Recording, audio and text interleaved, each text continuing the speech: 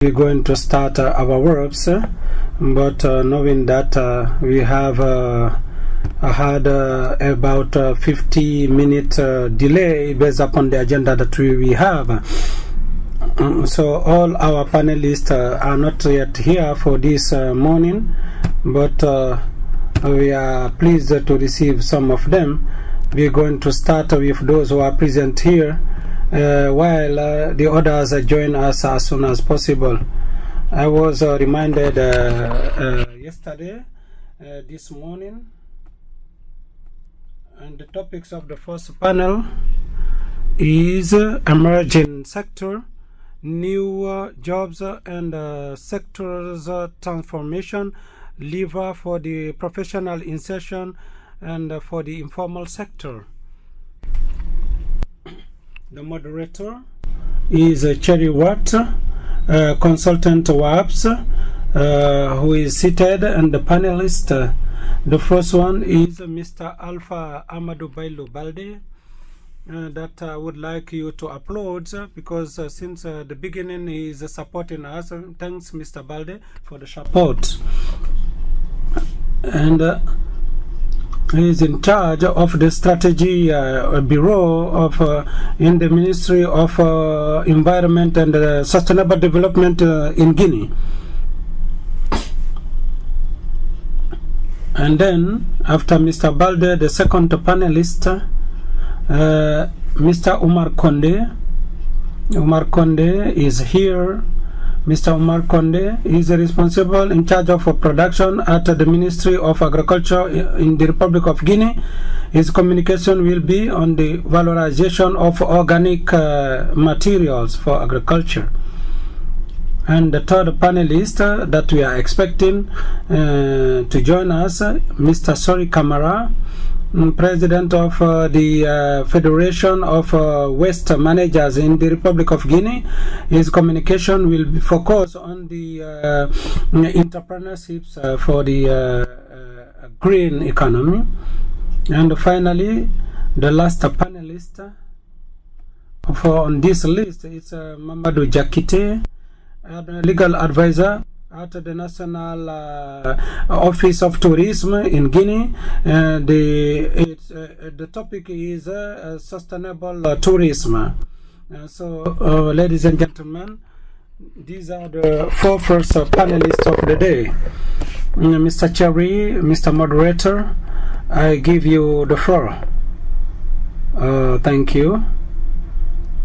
And so I come back quickly to the topic. And the principle of the panels is just every one of our presentator will carry out his presentation in 10 or 15 minutes, and based upon the speech of our director is to think and to open to us the various partners that can help us to work on this topic. Any testimonials or presentations will be done in 10 or 15 minutes. I propose that after each presentation we will have a small time, about 15 minutes for Q&A, and we have a planned 4 panelists this morning, but we have 3. If the other panelists join us by then, he will present straight. So we're going to give the mic. We are in technical conditions, and that you know it, but things are being we see that no matter the difficulties that we have in our environment, and we have a resilience. And so I'm going to give the floor to Mr. Alpha Amadou Bailo BALDE, who is going to do a communication, provide a communication on the appearance of Guinea for the biodigester technology, it is an important topic because we see it yesterday. We saw it yesterday. The fact that we are working with with our vision on the environment, on the technologies in the various domains regarding agriculture, be it in the tourism. We're going to see through the panel this morning. We see that the sectors are transforming. This is something that can have problems to be solved and provide also opportunities. So, Mr. Balde, I give you the mic. If you would like, I can help you.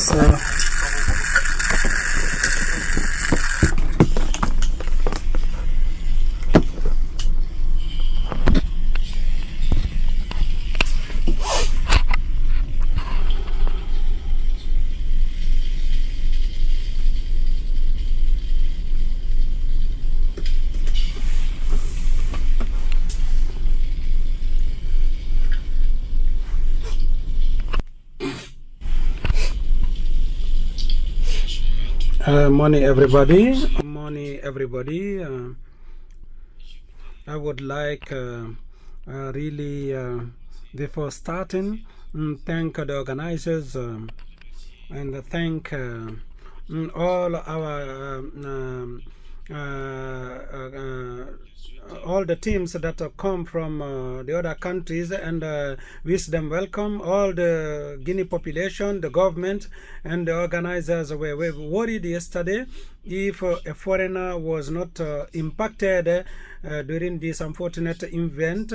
We thank God that this didn't occur, and we thank the organizers that held the first day, and we ask God to provide us opportunity to continue to the end of this conference. So for a small correction, my name is Captain Alpha Amadou Balde. I'm not a director of the strategy office of the environment or the ministry. I am head of division of planning of at the strategy and development. The director is over there, and the deputy director is over there.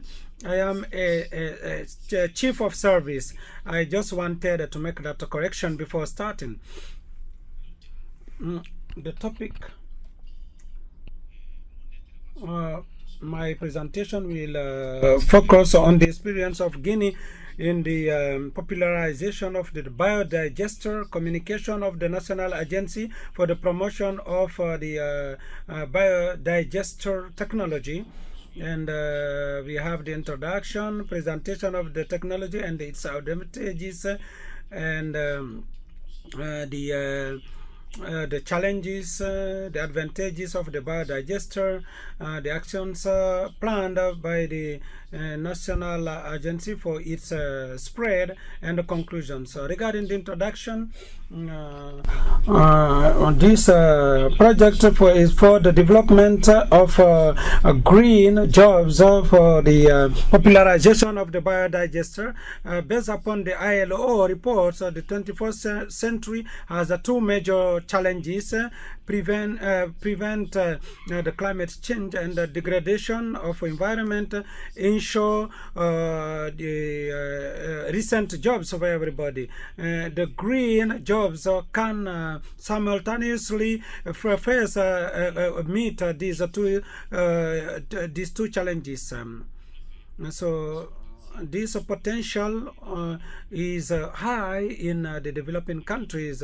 In Guinea, the National Agency for the Promotion of the Technology of Biodigester is the structure in charge of the promotion of the technology of biodigester under the Ministry of the Environment and Sustainable Development. It has a mission to impulse, to conduct and support programs and projects and initiatives favorable to the development and promotion of the technology of biodigester through a public and private partners.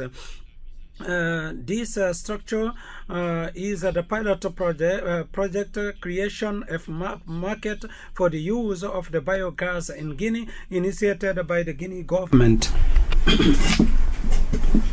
Now we're going to see a small presentation of that technology. A biodigester is a reactor that allows to produce biogas from organic waste like human log or animals through a fermentation that degrade the organic material in the absence of COD.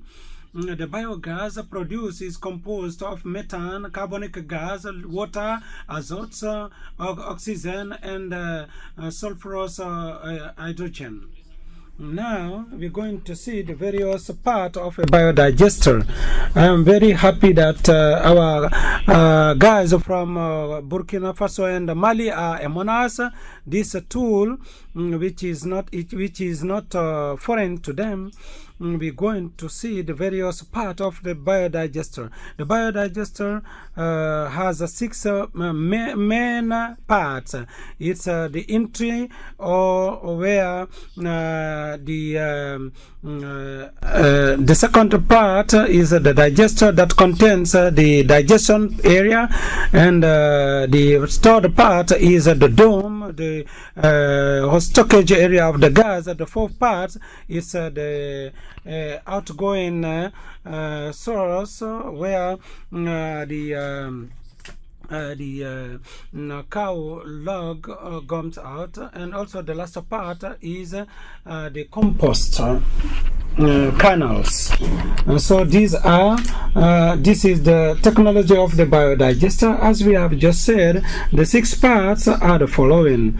You can see that and for these various images, the first image is showing the entry, the input or the entry basin, and the second image on the horizontal side represent the digester, and the third image for the horizontal part, this is the detentor of the gas or the dome, and the fourth image is the output or the basins of and the fifth is the gazoduct. This is a small hole, a canal that conducts the gas. It's a tool that is in the ground. And the fifth image is the compost. You have 2 pits that has the organic effluents. These are the various parts of a biodigester.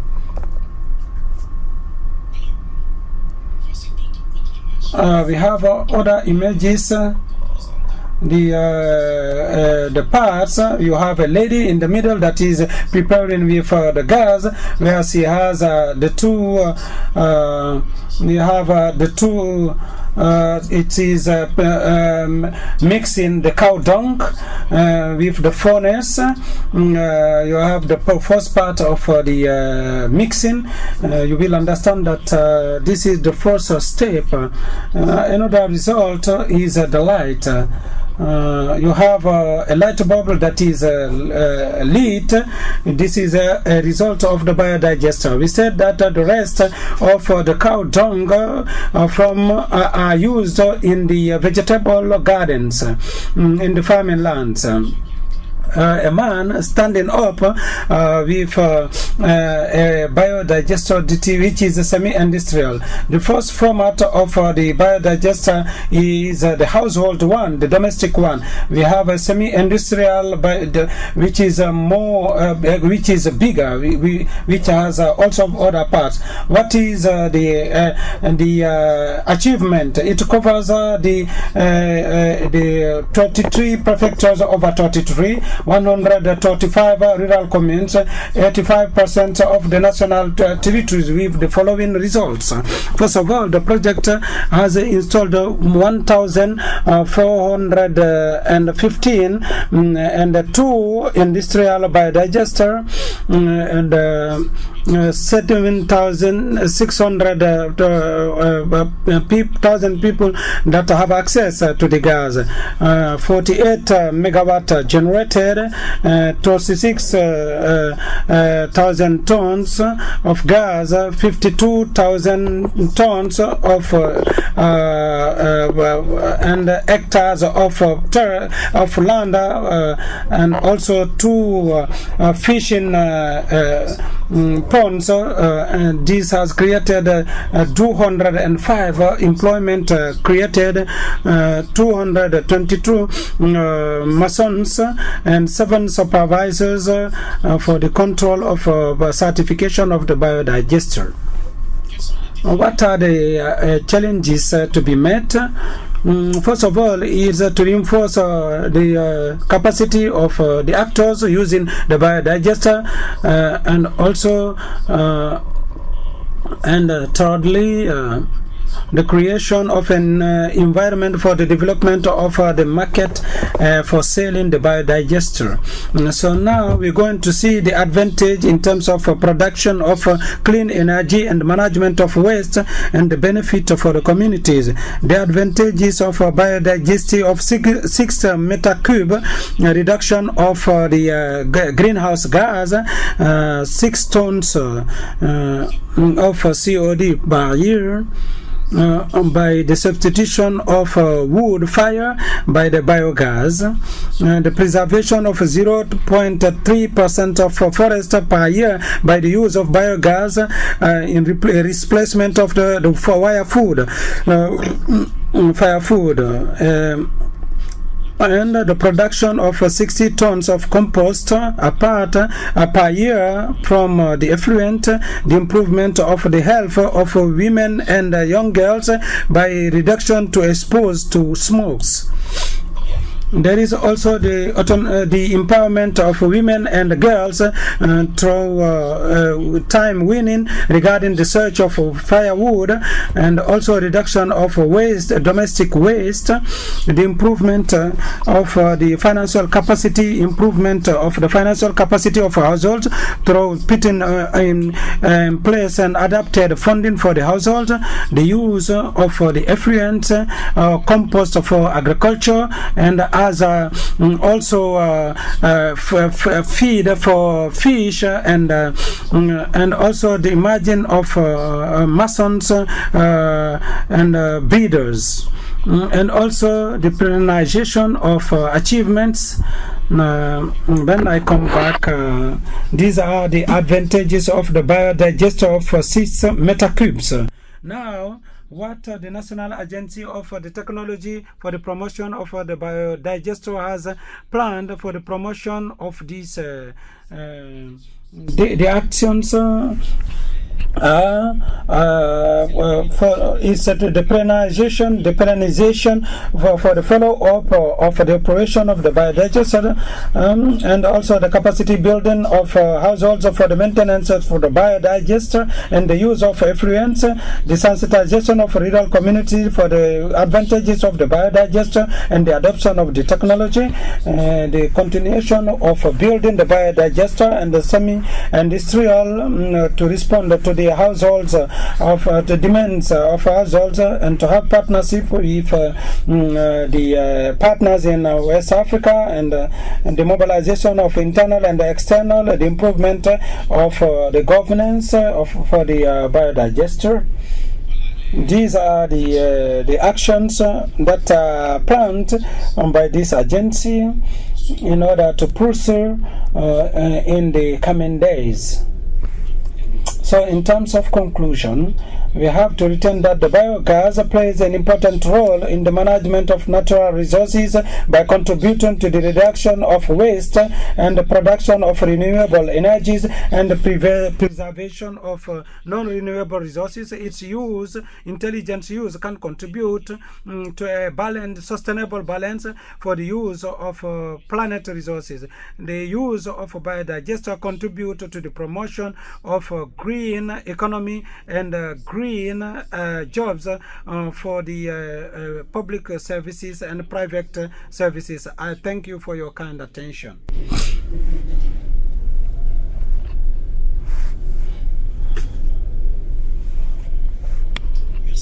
Oh, thank you.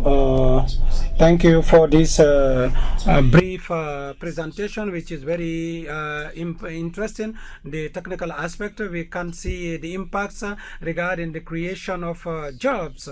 So at this level, for this first presentation, do you have any question? Yes?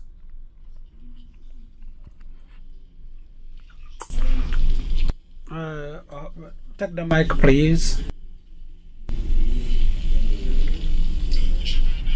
I thank you for this brilliant presentation. I would like to ask, I have some suggestion. What is the job? What does it do, really? The biodigester, what does it do, really? If we have to reinforce the capacity of this category of professionals, we need to know with whom we're going to start. And secondly, the equipment that we have seen, it has been made since when exactly? And the equipment of a digester is made since when exactly?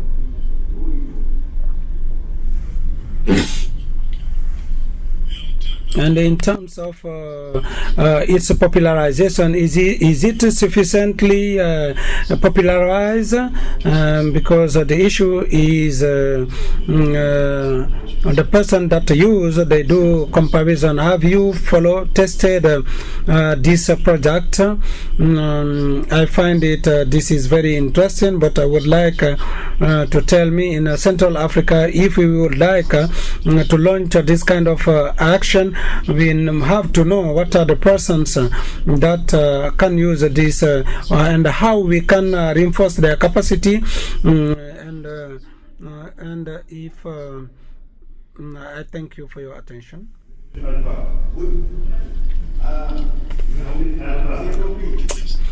Thank you.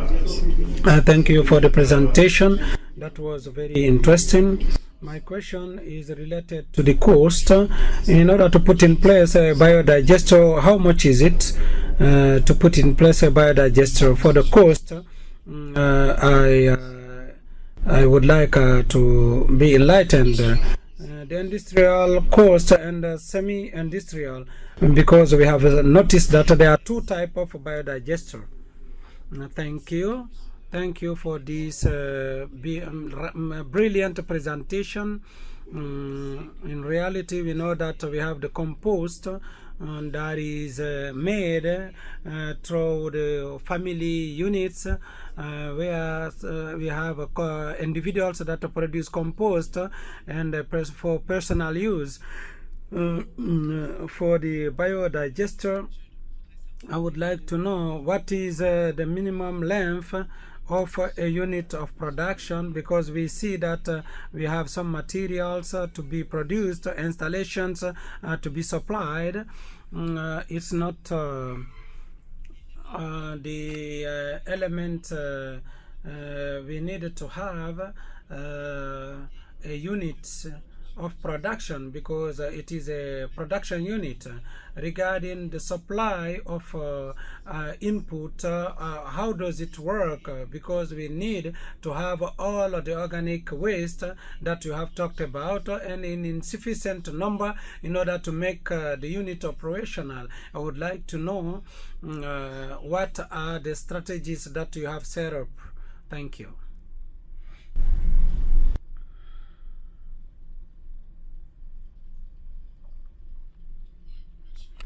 Thank you.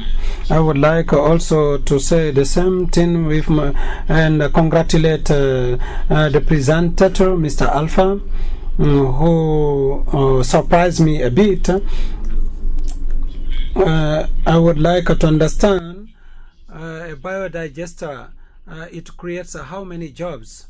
Have you made any estimation? Can we install an entrepreneur?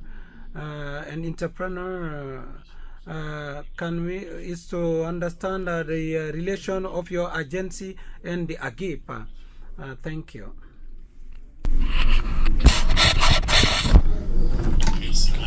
Thank you for the presentation. I would like to talk about the first question that was put to know how long Guinea has started to use this biodigester, and also regarding the Gabonese question related to the cost of the biodigester, and what is the number of jobs created. You talked about 237 jobs, and also masons. What are the employments, the green jobs that are created through this per year? Thank you.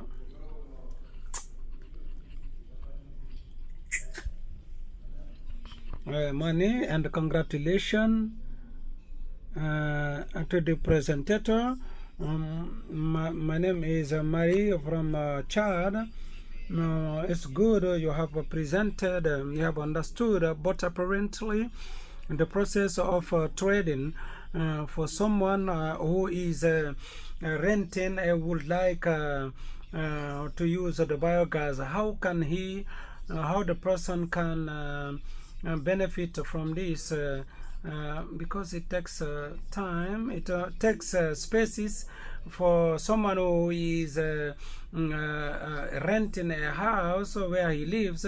How can he use this one? My collaborator put the question, what is your relation between you and AGIP? How you worked? You talked about a creation of employment, and there is a creation of employment. How you proceeded to create those employment? Is it in collaboration with AGIP, or you have done it alone? Thank you.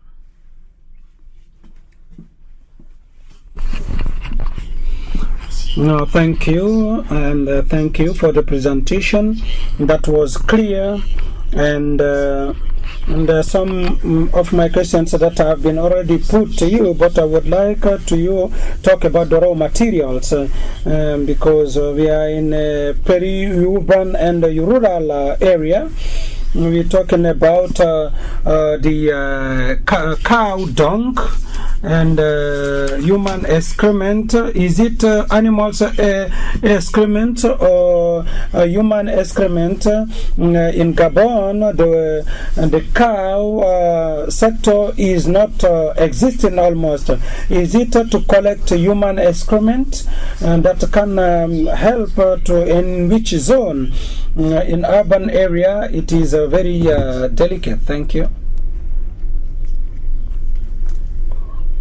We're going to take the last question. No, thank you. My question is the first of all is to know your target and that are going to use your product. And the second question, what are the conditions to acquire your product? And the third one is to know if exactly your service is a subvention to implement your activities. Is yes, if your service has to provide a contribution for the implementation of this activity. Sorry. It's since yesterday that we have been together. I wish that those who would like to have the floor, you introduce yourself so that we know each other more, in order to create more familiarity among us. Thank you.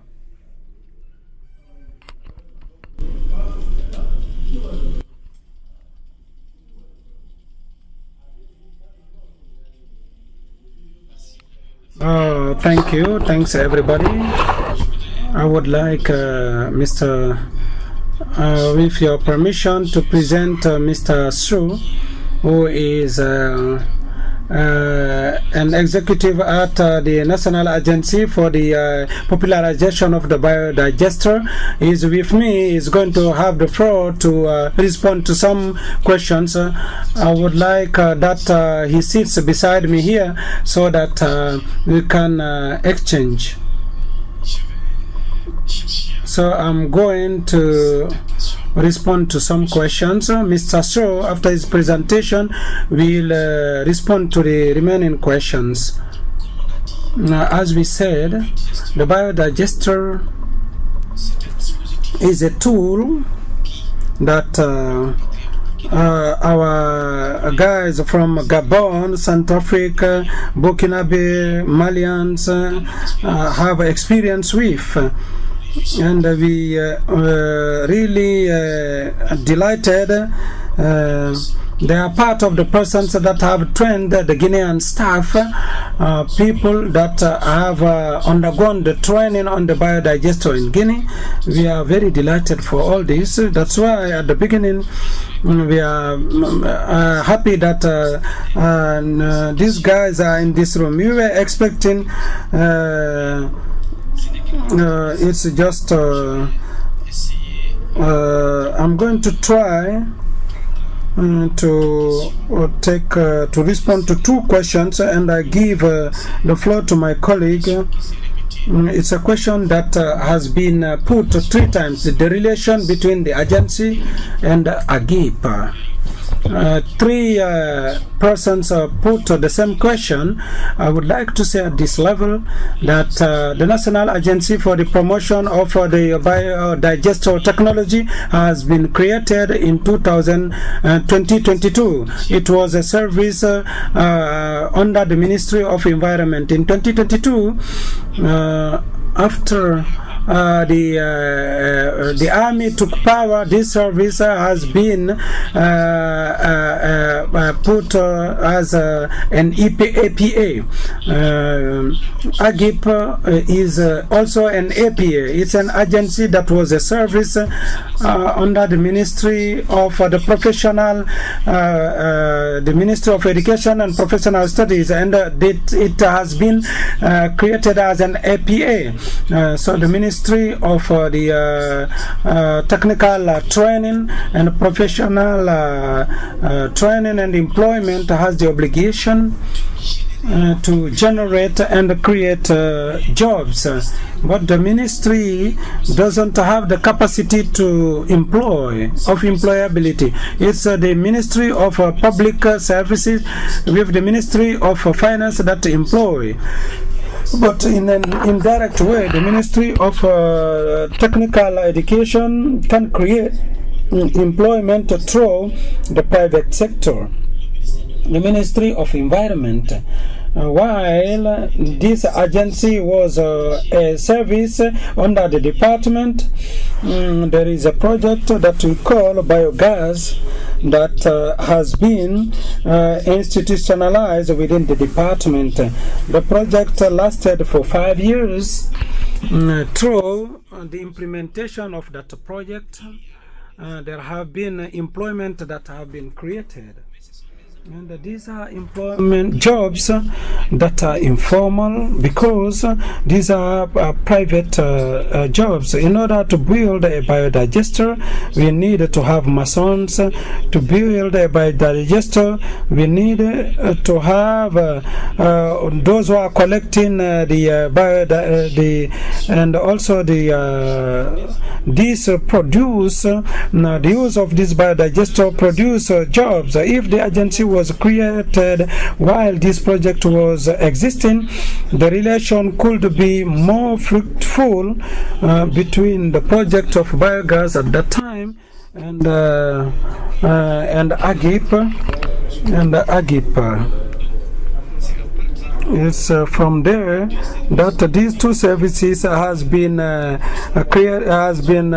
transformed as a APA, and all the employments that the agency is generating will put at the disposal of AGIP, so that they capitalize the number of employment created by the agency. So it is quite recently that the two services have been created like APA. So consequently, this for the organization of this workshop, knowing that the environment is a partner service to the agency, they sent us a letter to ask us to find the focal points so that we actively participate to the preparation of the workshop and throw out all the process that AGIP is doing, so that AGIP be informed of all of the activities of the agency.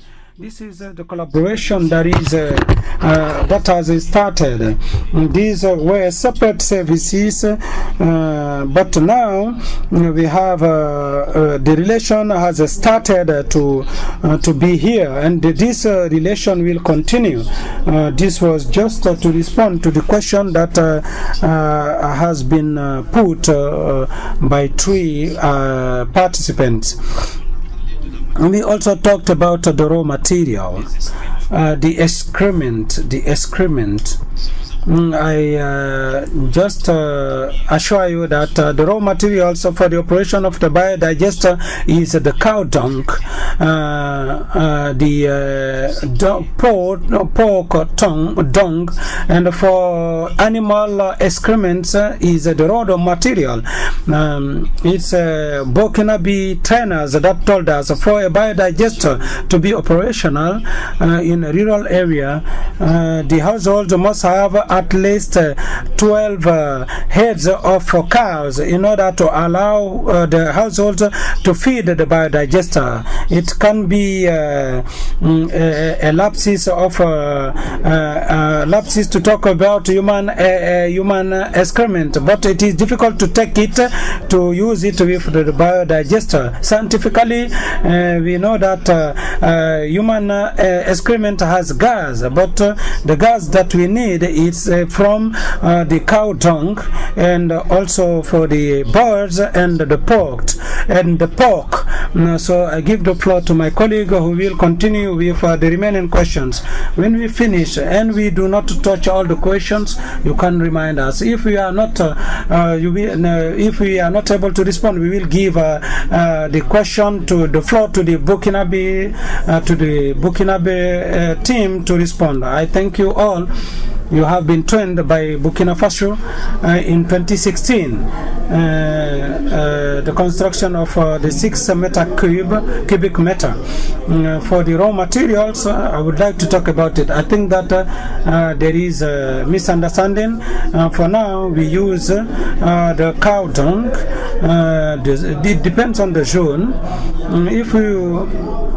If you look at the region of Macenta, they are pork there. They use the excrement of pork. It is also the biodigester.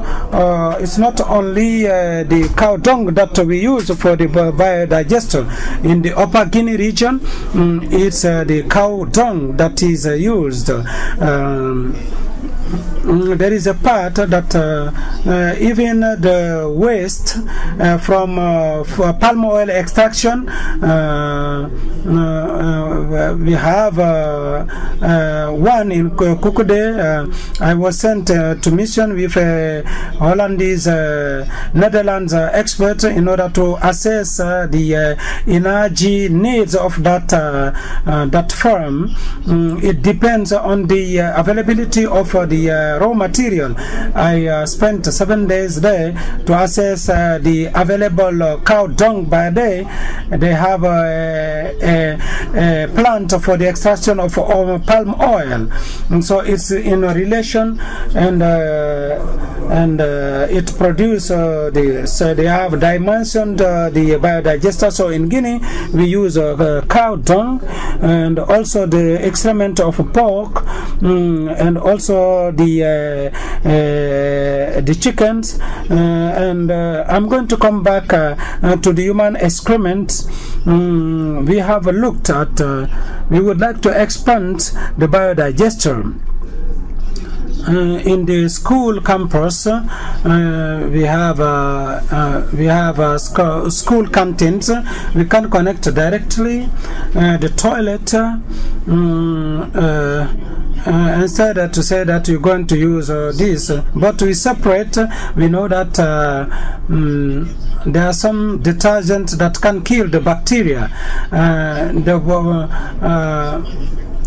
we separate it, the water with PVC, it can work. There is a possibility to use the human excrement.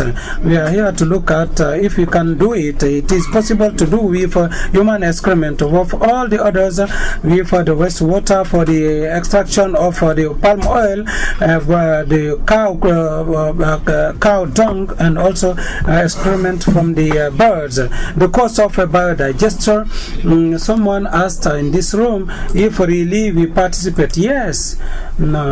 Through a subvention, there is the supply from the client. We supply 60% and the client provide. There is a condition, the condition of acquisition of a biodigester. In order to have it, you need to have first of all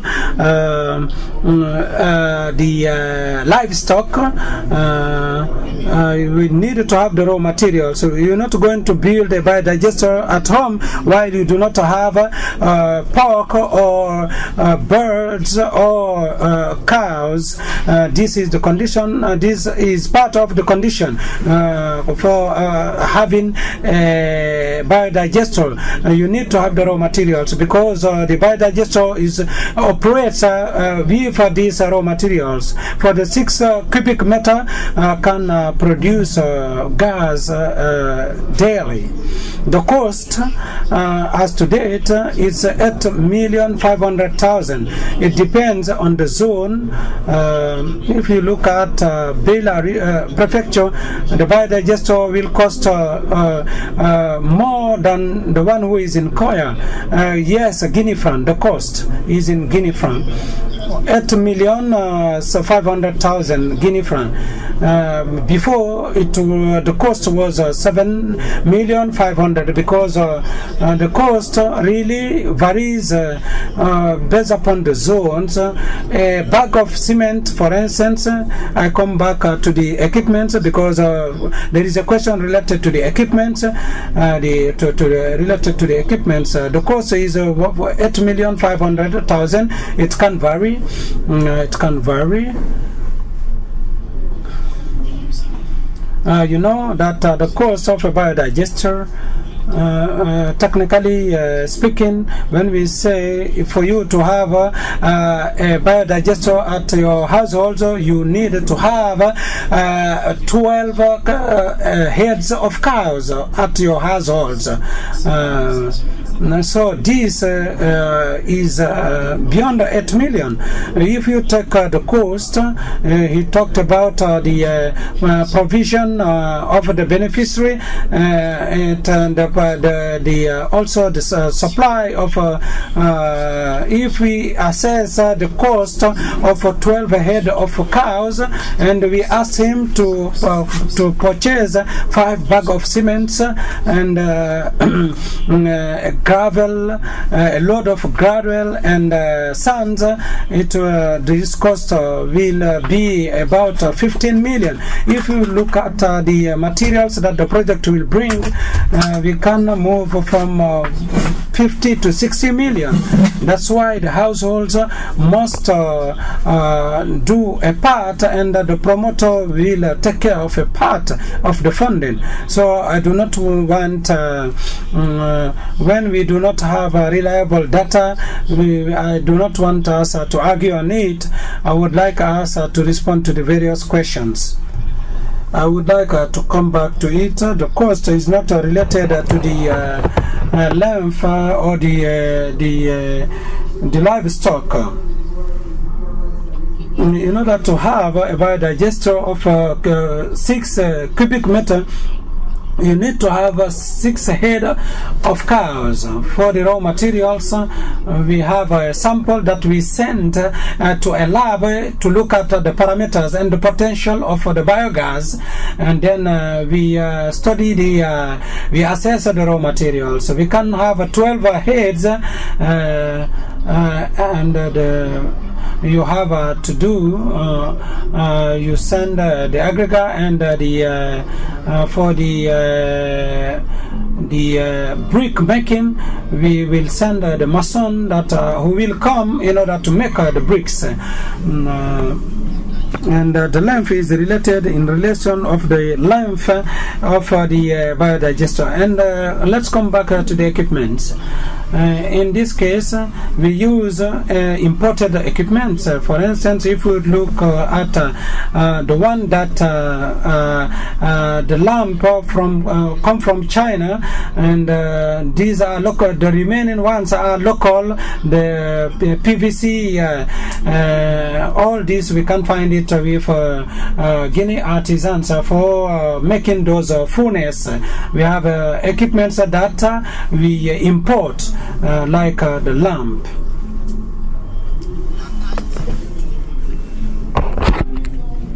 So we look at first of all, we take the raw material. Here the size is 4 cubic meter. We take into account the size. If the raw material is inferior when we take the production, so we can this may not be sufficient, and we take the size. The size depend on your needs. Your direct need, the direct need. So, and even it is 4, you are going to prepare it. If this does not satisfy you, you will go and cut the tree. So, and we are against the cutting of trees. So we have 3 types of biodigest. We have a fixed one, bio waste. We use it in the zone like bucket is very difficult to dig. So you have the bio waste. Then we have this cubic meter of tin. So there's also a PVC. Also the biggest size we evaluated, it was 250 million. So what we are asking is to send the aggregate and the number of bag of cement. So the rest is sent by our BTB. So there's also an electrogen engine that is also used.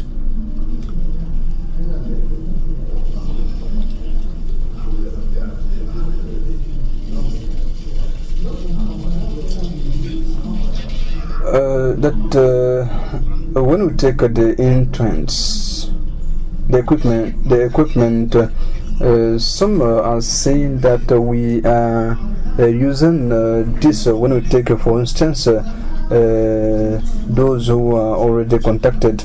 Part of the technology team. Why we are talking about the bio-waste technology? Every day we try to improve. Even now we can we can fabricate this in Guinea. So we have about a tree that were fabricated by the artisan of Conakry. So we can go into the countryside, and we have this problem because we anytime we go and buy it, so or we can find the material here in Conakry.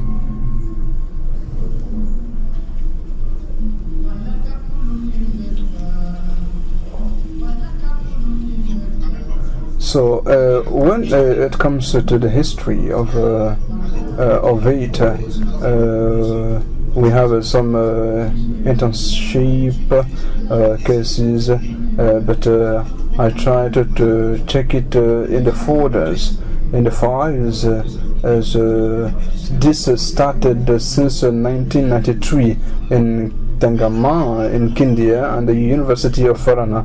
We also understood why this project didn't continue. At that time, there was a digester that we call the discontinued digester. So after the production of gas, they come at the level of the basin, they fetch. Then after they instead of solving the problem, they create So when you take the work of women, they also take into account the improvement of their livelihood conditions, and this takes into account the bio waste, take into account this. When you take, for instance, 60 kilograms, when you take this, it will appear on the other side. So I discovered the construction started since 1993 in Guinea. So that means whenever technicians, there are some technical modules that we conceive a bio waste to comply with the standards. We have two masons can build a bio waste. We are not going to employ or to recruit at any time. First of all, we go to the vocational schools.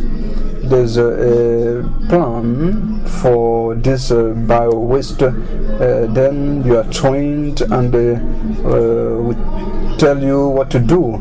Then through your experience or competence, you can also train others to know how to build or to create the bio waste.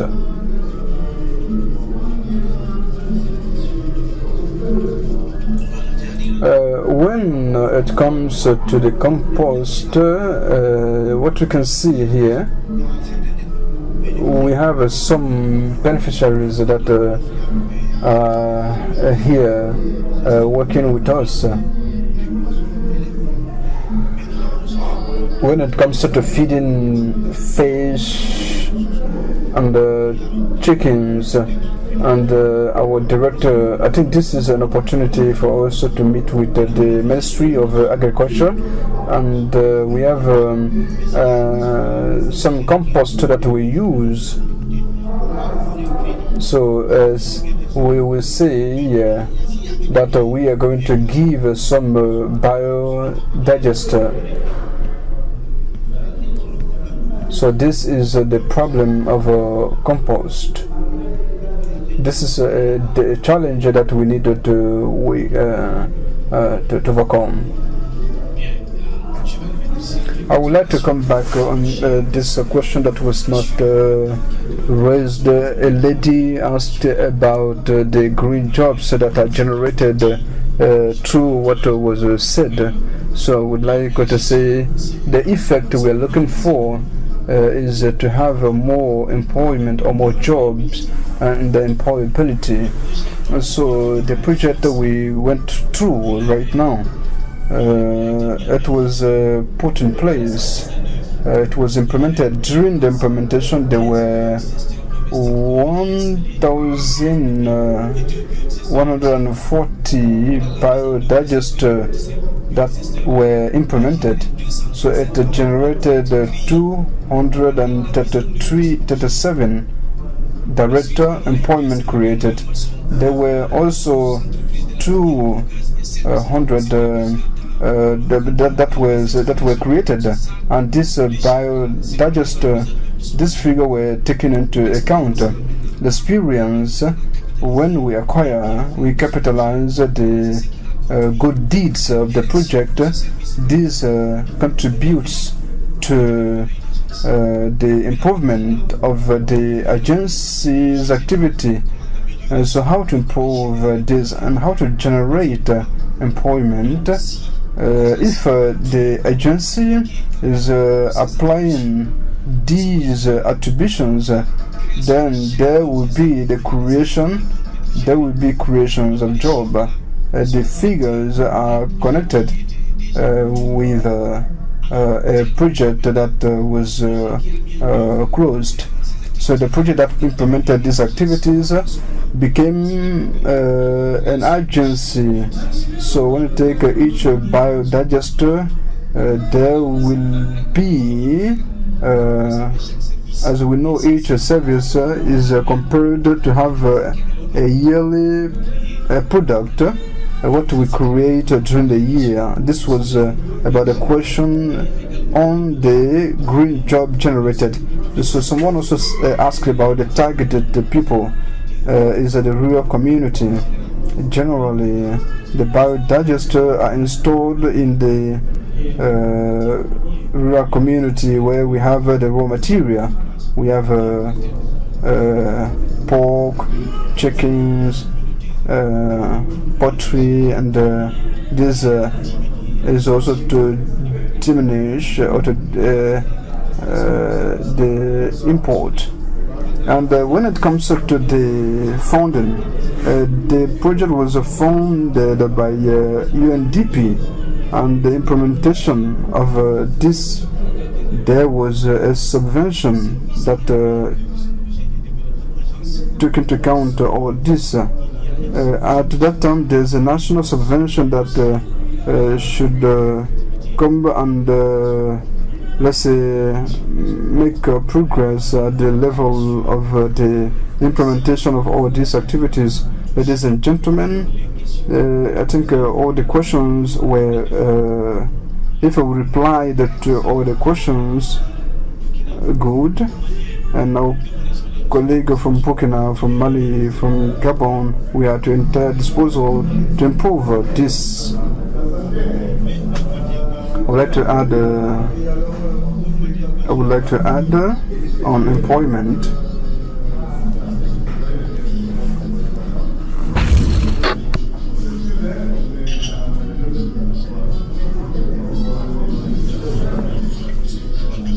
We are talking about what is the permanent employment. When you take the construction of biodigester, if there's something we need to have, we would like to know during the training. Yeah, for sure, you are right. Okay, then I will give you the floor later. I would like to say, in this scheme, we have permanent jobs. The organizers that are in the rural community, there was a contract that linked these organizers with the community. We have to maintain the biodigester that are existing. So there are also some other temporal jobs. So during the creation, during the exploitation, we have a permanent, it is the capitalization of all this we call the green job, the green employment. I would like to complete, you didn't reply to my question. I raised the question now, what is the person fabricating the BGSR? In the framework of the promotion, we have a permanent professions, and in which we can integrate more professions and to train on technology, as you just did. I just take an example. There are profession for artisans. So it is important to integrate the modules as it was presented, and the module from there takes into account the transformation.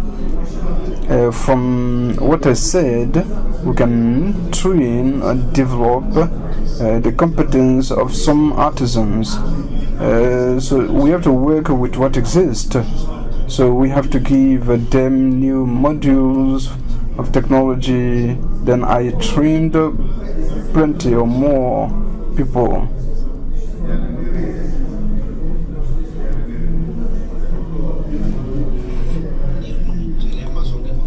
There is the masons that build the biodigester. Will take, for instance,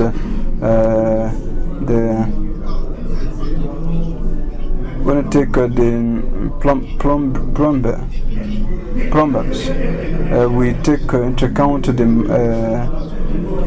let's say the payment by according to period.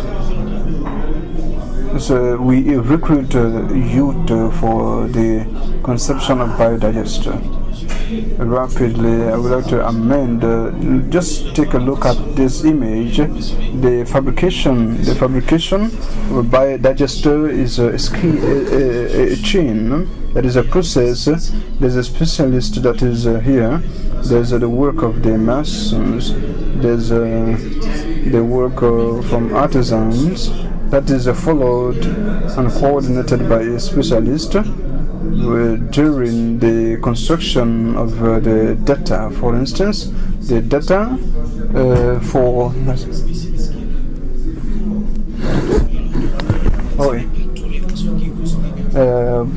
to build a case, we are going to take something, the material that we take into account, the digester, the conductor. So this is not the work from for the building. We need a specialist. This is a chain. At each step, we need to have something important. I think it is very important. I would like to give the floor to the other panelists. So we are going to invite the two other panelists. They're going to do their presentation. Then we'll finish with a dialogue and some other questions. Carries 1 minute. Waiting for Oumar CONDE. Mr. CONDE is around. You are the next panelist. Yeah, you can.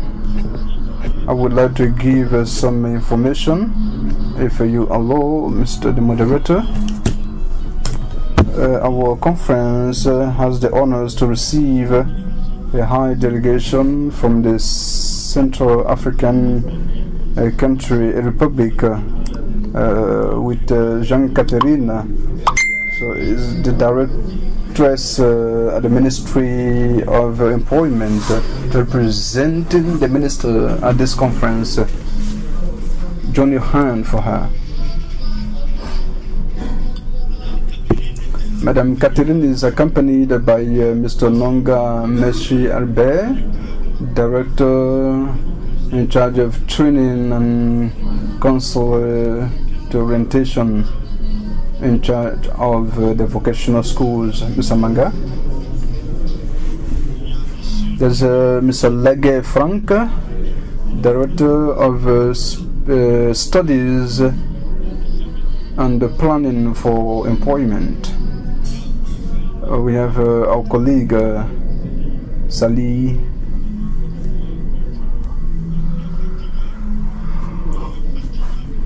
The omnipresent and tirelessly at the focal point at ASEF. We have the honor this morning to receive the director, the National Director for Employment of Guinea at the Cabinet of the Minister of the Technical Teaching and Vocational School, Vocational Teaching. We have also Michel Lama from the Ministry of Breeding of the Republic of Guinea. Mr. Lama. Mr. Marcelin Lama, please introduce yourself. The order to finish with the presenters, the conversion of the franc Guinean into franc CFA. You have 8,500 franc Guinean, 8 million is corresponding to 710,000 francs CFA.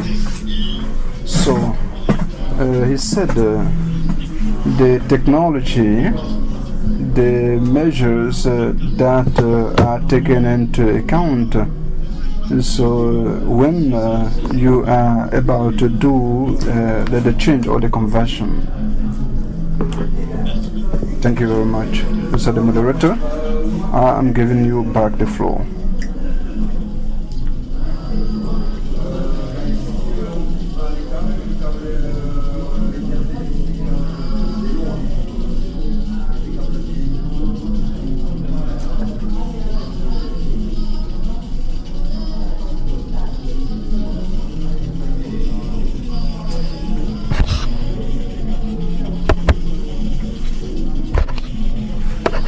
Ça fait des trucs là, ça.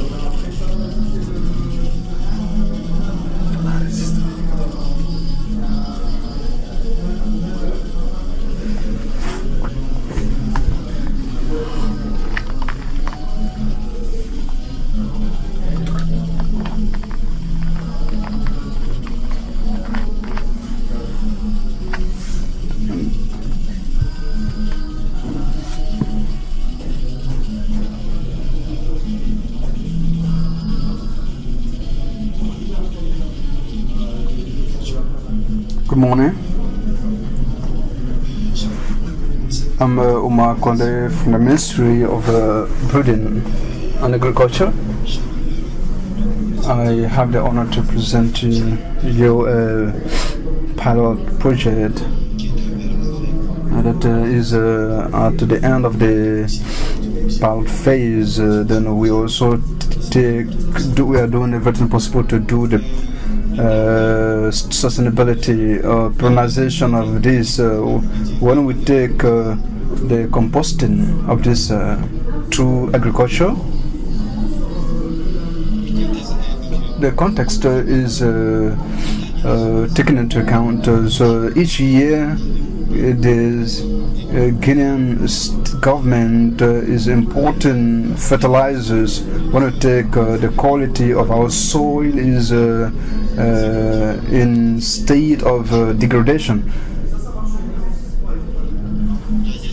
The management of waste in Conakry between 250,000 tons.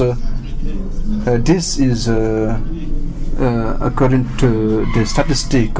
So, and these waste are composed of the organic materials that could produce something with the Guinean soil. Our objective is to improve the utilization of these waste.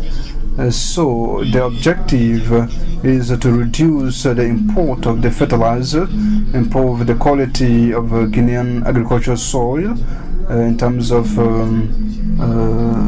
advantage. So the importance of it, the availability of materials that could develop the agricultural product, ecological aspect, environmental aspect that can favor the utilization of all the material. So the cost for transportation are also to be taken into account. The creation of the local jobs or local employment, the limitations of the use of imported fertilizers. We are going to define the composting. This can have more than two definitions. First of all, we have the utilization of the waste in order to recycle it into eco-organic material, taking into account the farming land. So Conakry produce more than 1,902 tons of waste per day. So taking into account the type of the kind of utilization we are making of it. We can see cartons, peppers, 13%. We have metal. We have also 6% for wood, glasses, 4%, organic waste, 50%, and 30% are others. We have a platform of composting of 1 hectare that can process about 10,000 tons per day. We have general advantages, the decrease of the amount of waste from 50 to 40% with the duration CET. So the decrease when it comes to the amount of the waste that is produced per day. So we have to give back to the land what belongs to it. So in terms of economics, the economic process at a cheap price. So this has something very interesting we need to take into account. We have this figure with CO2.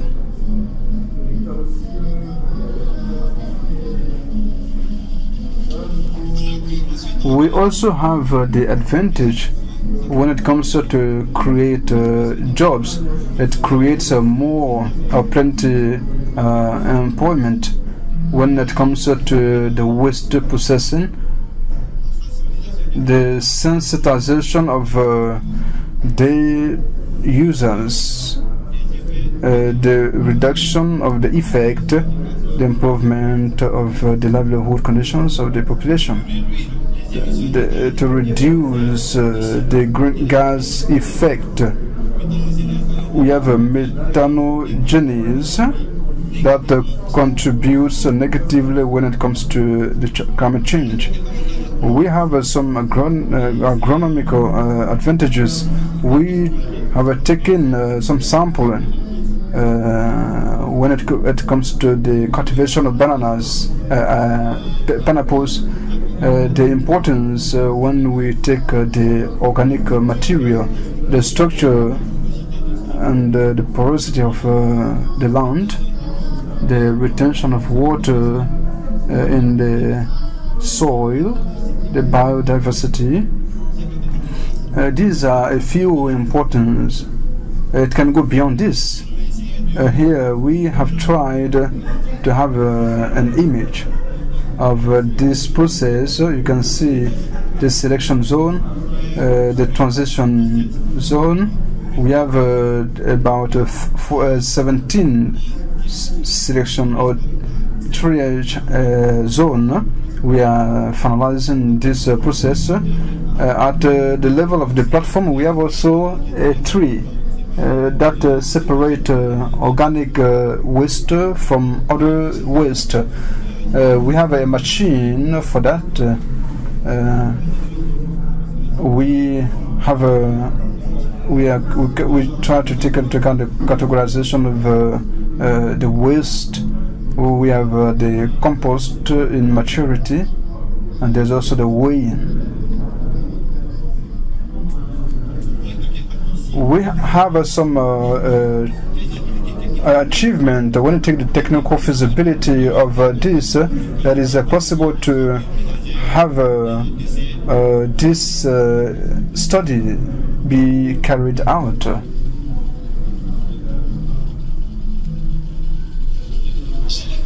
I got the impression that then later on we're going to correct this. We have some asset, the technical feasibility of this. That is possible to produce a container with products. We produce 14 tons per day. Infrastructure and equipment of compost that can be adapted when it comes to the utilization.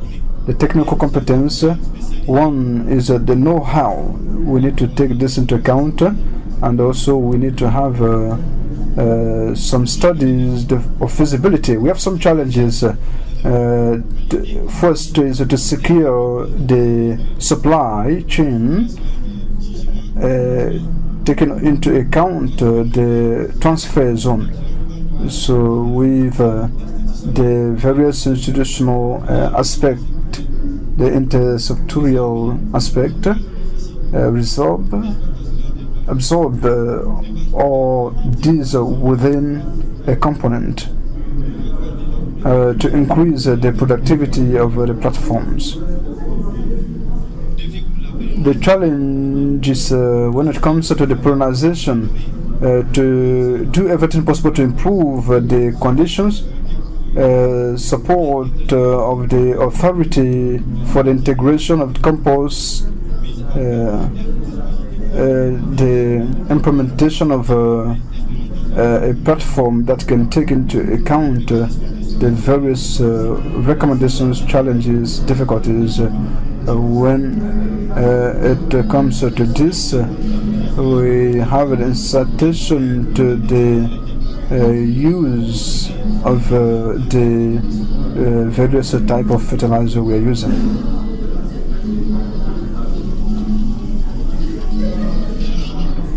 Element A, to take into account for the pronunciation, the composting can be advantageous only on basis of the compliance with the various standards. Again, the attainment of the balance, economic balance, taking into account the financial aspect, compensation when it comes to all the activities, the restoration of the land, the agro business. So on the management, local management, the reduction and the collection, we are going to take into account all the collectivity. So the production of this aspect, the creation of employment, more than 50 employment will be created on the national sovereignty. The production of waste is 350,000 tons. This is annual rate. The cost is about 80 billion Guinean francs. That takes into account all this aspect. This is the perspective of a production when it comes to composting in 2023. The tons in our platform is today something we need to take into account in 2024. Notre programmation, c'est en fonction de programmation. Nous voulons transformer 200 tonnes de déchets organiques pour avoir 440 tonnes de compost. En 2026, 8000 tonnes de déchets seront transformées pour avoir 2080 tonnes de compost. Le coût de production en 2024, c'est 904 500 000 francs guinéens. En 2026, c'est 3 800 millions de francs guinéens. Notre subvention à rechercher, c'est 2 378 millions de francs guinéens.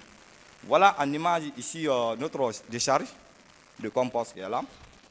Vous pouvez voir en image qui est trop chargée. Et si l'État arrive aussi à investir aussi dans cette logique, ça sera double avantage. Je peux même dire qu'il y a un multiple avantage pour la population guinéenne. Merci pour votre aimable attention. Je vous remercie. Thank you all. Thanks to the presenter, Mr. Conde. Fortunately, I have followed in the presentation that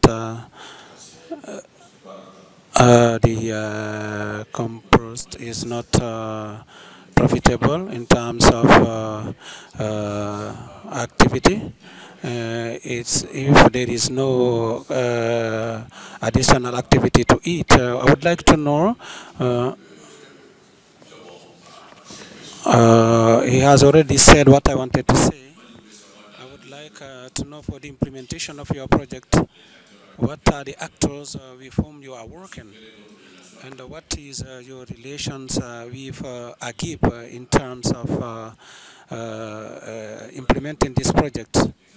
So I would like you to, the government is here for the construction and for the coordination. For the implementation, it is at the level of GIE and SMEs for the transformation. And there are some industries and people are coming to purchase the product.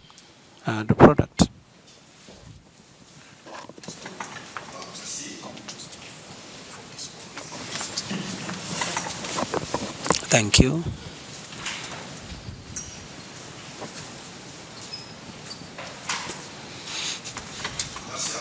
Thanks everybody. I hope that our friends from the ministry are here. Cameroonian experts came here for the training, and this helped us a lot.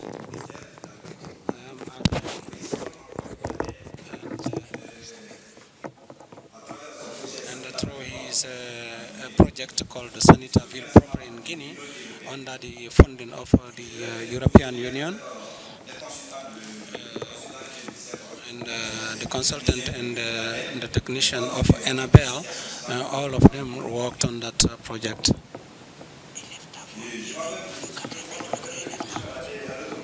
And so there is another question related to what the lady has just raised as question. All this was planned. What advice can we give to, we are in the same logic. Our goal is to satisfy the producers and reduce the reuse of fertilizers. They use the fertilizers and they do not master the situation. And the fertilizers, using of fertilizers is the prices are very high, and everybody cannot purchase it.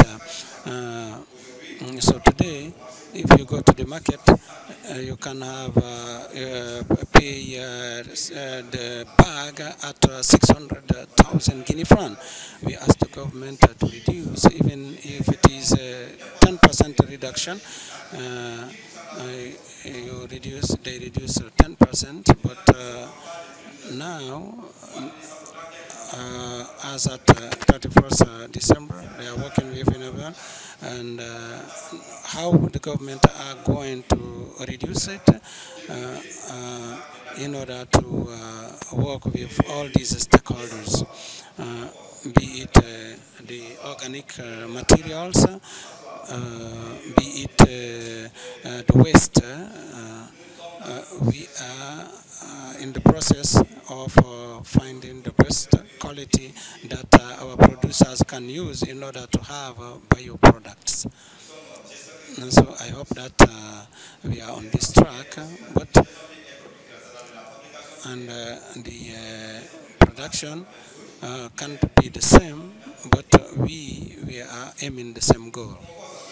So the and also the organic materials, it is very important because today we have many problems. The staff, they focus more on collecting plastic in order to sell it and get money. But regarding the organic materials, we have to put a process in place for each kilo and each ton to set its price. We working with the ANSP is the NSP that is dealing with health. They deal with the transportation of waste up to the garbage gathering area. And so between this body NSP with the Ministry of Administration and Decentralization, there is a convention. The cost they can send it to the area. We have spent a year, and the request today is very important, more important than the production. We have implemented for Conakry the production of ananas. This has also raised interest from communities, and also they are using this compost in order to replace it to use it as fertilizer for the ananas production. The process, the zones of the transit, when they take the waste, they send it. There is a team that select wood and all the materials in the waste, and the organic materials is selected and put aside, and it's the commune and the SME that is working together for it. This convention, it is signed, and 2 weeks ago between the two ministries we signed the National Agency for Public Health will ensure the transportation of waste, and National Division also do sensitization within the communities, and the compost production is, I would like to say that it is not artisanal, it is mechanized. It is mechanized. And there are some documents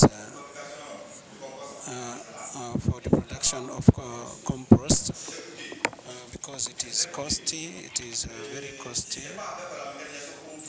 If it is not the mechanization, regarding the volume, the cost, if the production is high, the price will reduce. If the production is slow, the prices are high. You have seen, I will show you some machines and also all the materials and that are used. So all these helps to reduce the cost. There is a question, another question related if it is state or private. It is under the government. We call the specialist to come if they can take into account, and the government we cannot continue to subvention or to provide the subvention to it. The government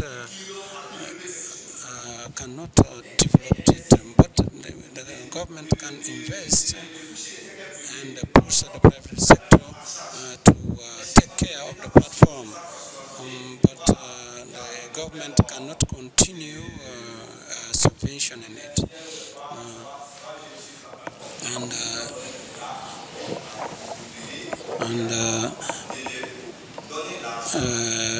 The government provide the budget maybe, and then they will reimburse. We can have a convention with them, an agreement, so that the government give the budget and then they reimburse later. They asked the government to provide a subvention for 10% of the budget for the import of fertilizers. And we are working with the institutions in order to seek this subvention for 10%. The protection, it is very important. If we do not protect the workers, there will be always a problem.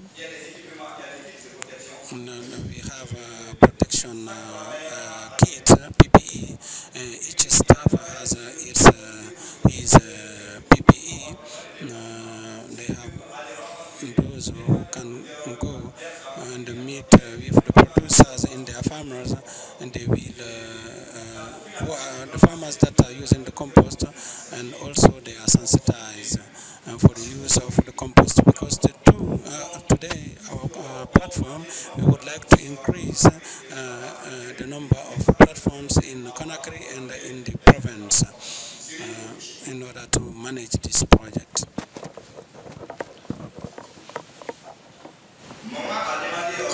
The lady asked about, I hope that it's true. We're going to work we're going to exchange documents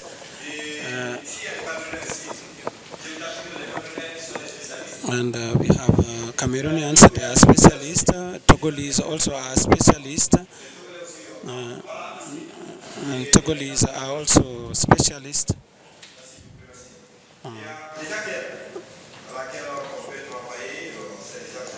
Okay, I think that is there any question that I did not respond to, so that we go through it?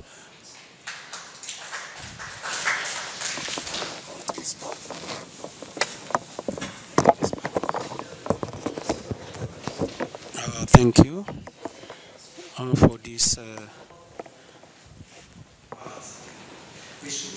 I propose that we call, I don't know, a presenter. I don't know if Mr. Mamoudou DIAKATE is in the room. Mr. Sory CAMARA around? No, not yet. Please come here. I think that you have to present. We're going to change the sector, and also the activity is going to present. There is a question that was not answered, I think.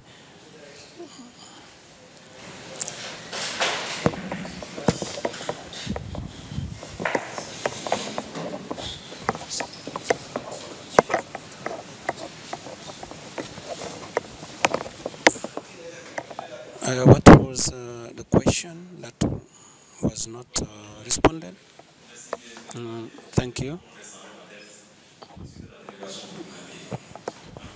In fact,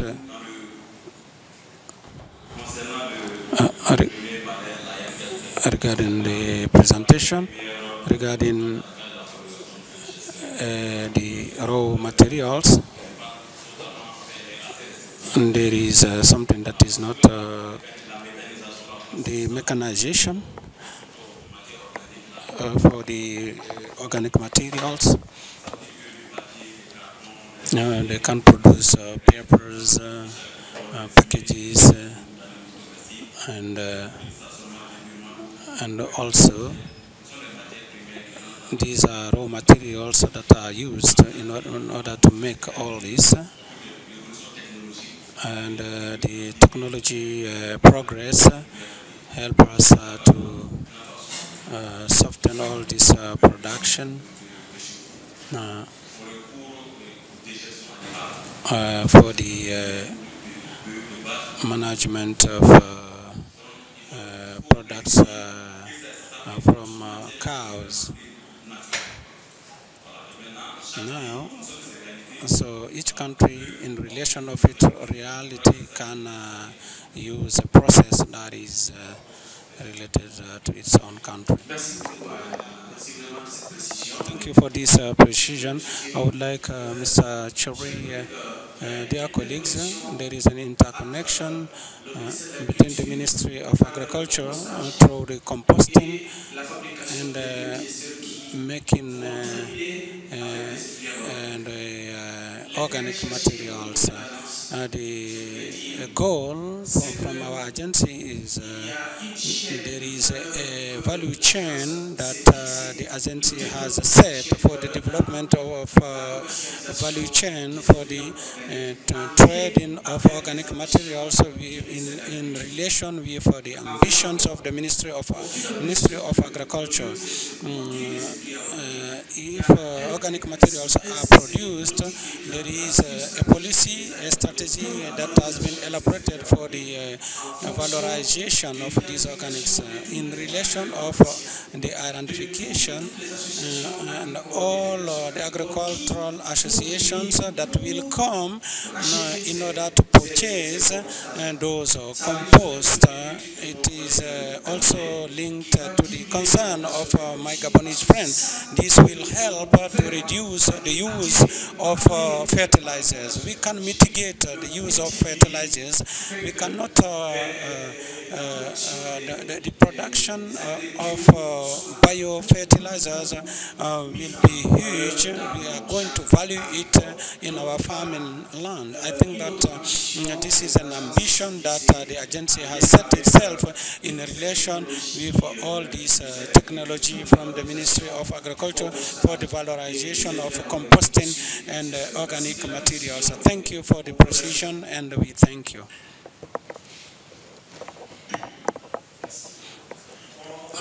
We're going to change the topic. Now I present you Mr. Mamoudou DIAKATE, who is a legal advisor at the National Office of Tourism, and I'm going to talk about sustainable tourism. I give him the floor. Thank you. Morning, everybody. As Thierry said, we're going to talk about the compost. We're going to talk about the opportunities creation of employment in the tourism sector. So the topic has been already announced. We're going to see in this presentation a certain number of things.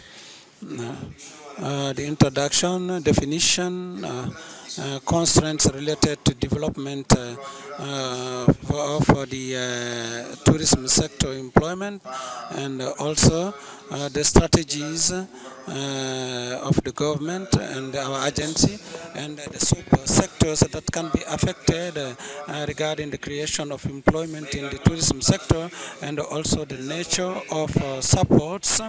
We're going to talk also about the type of employment that is a model that is adapted to the Guinea tourism, and that is cross-cutting. You know, Guinea is a summary of West Africa, because each region has its own tourism based upon, and also we will talk about the challenges that has to be met for development of employment, green employment.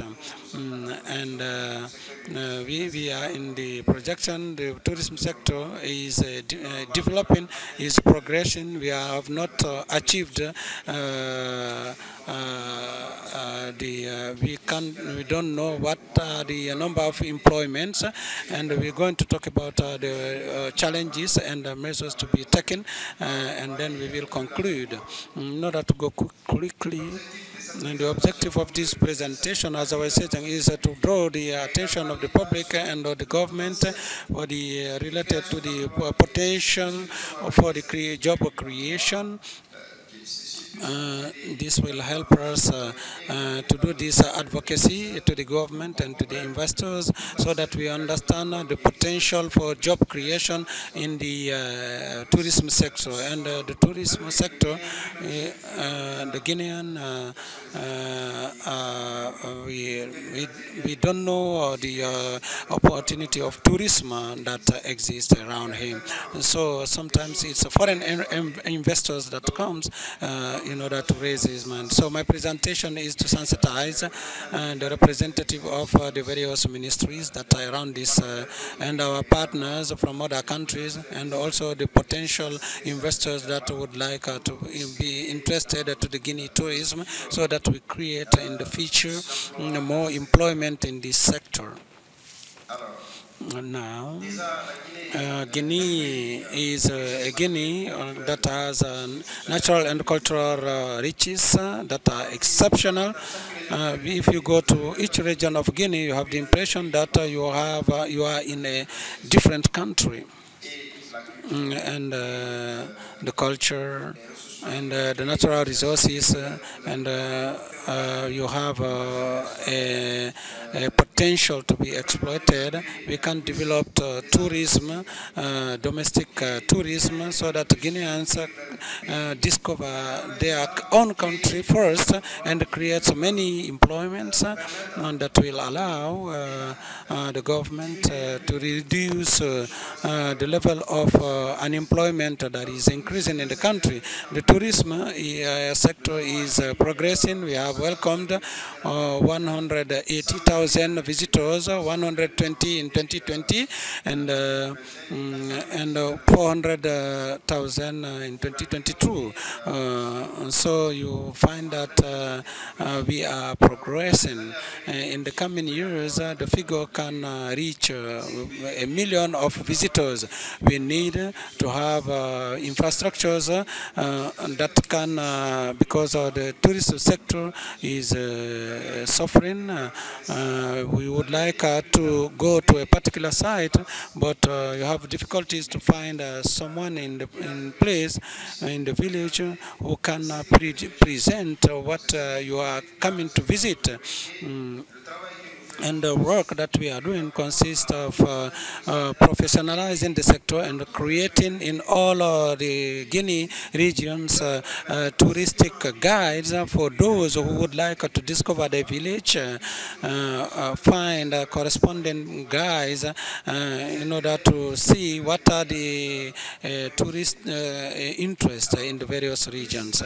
And the tourism, the green tourism, is the type of tourism that focus on the preservation of environment to mitigate the impact, negative impact of tourism. You know that when the tourism sector is not controlled, it is harmful to environment. When they go to natural resources, they go with waste, and they produce waste at those sites and do not measure the harm that they are doing. So we have to promote this green tourism. The site that they are visiting must be preserved, and that allows to take some mitigation measures so that these tourist guys behave well in order to prevent and preserve the site that they are visiting. We have a fauna that is well developed in Guinea, and we have also with the Ministry of Environment and through the service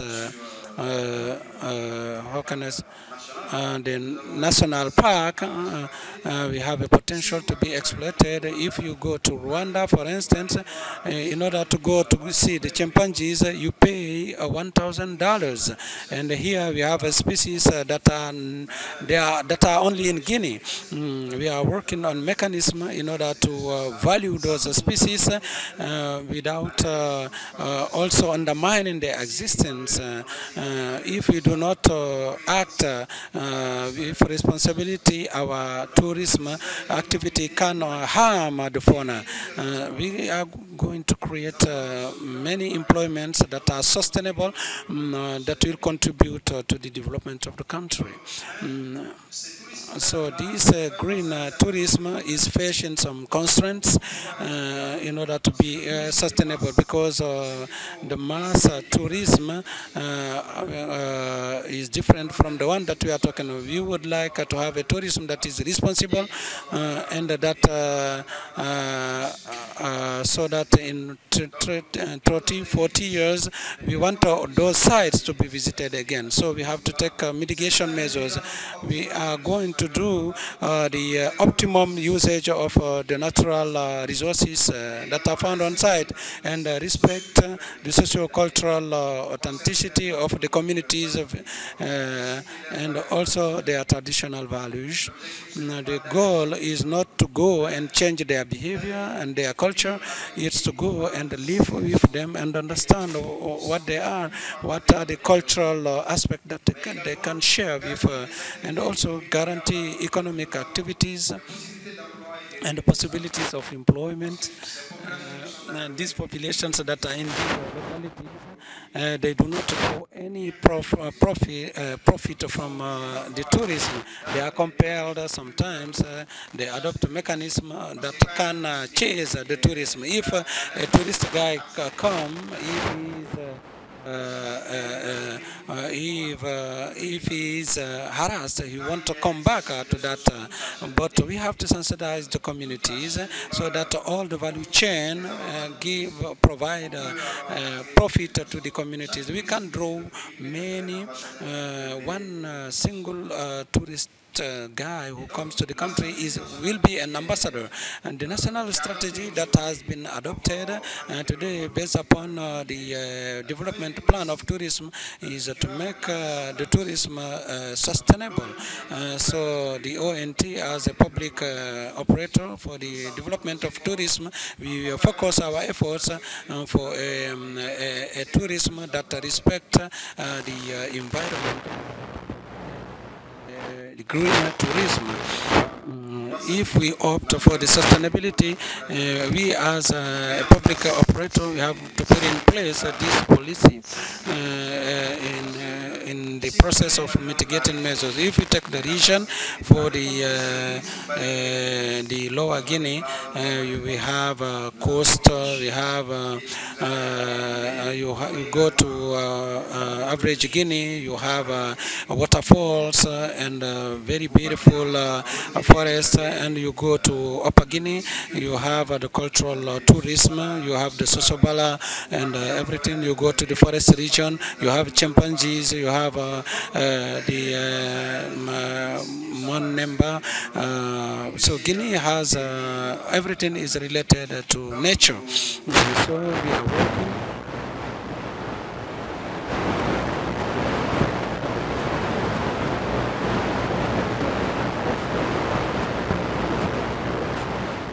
Involved local communities. These are improvements that the improvements from the tourism is not providing too much to the local communities. But if it is sustainable for communities, they don't do only tourism. You will find that they are farmers. Communities are farmers. They do a parallel activity. But if it is to serve as a guide, they can come and this will give them an additional revenue. This will also improve the livelihoods and value chain of those communities. So the subsectors that can be affected, that can create more employment in the tourism, it's hotel and restaurants and the travel agencies, activities of travel, and also cultural activities. All these activities contribute in the chain. There are many thousands of employment that could be created, direct and indirect employment that could be created. If we talk about a hotel and restaurant, we will talk about we talk about manpower to be recruited, and also people to be recruited at the community level in order to guide, and also cultural activities. We have cultural activities that gather many people. If we take the Mamaya during the big feast, and this is a cultural event that gather both people people coming from all over the country and coming from over the world. So these are activities that provide employment that benefit to the communities. As I was saying, the kind of employment that are created is employment with weak revenue, but they can improve the life conditions of the population, but also they carry out connect activities, and the revenue from this sector is an additional revenue. This will contribute highly to reduce poverty. As I was saying, in a summary for the presentation of the 4 regions of Guinea, tourism, sustainable tourism that is adapted to the regions, and also Guinea populations are acknowledged to be very hospitable, and with the professional of the sector and the customers that visit Guinea say it, and so and also community tourism can be developed beside the various sites and by the sea and in the forest. This can only be done if the sector is professionalized. The community tourism help tourists to come to the communities. They can go and live with the communities. By living in the communities, they pay something. They also understand how the way of life of Guineans in the communities. This will help them to understand our culture.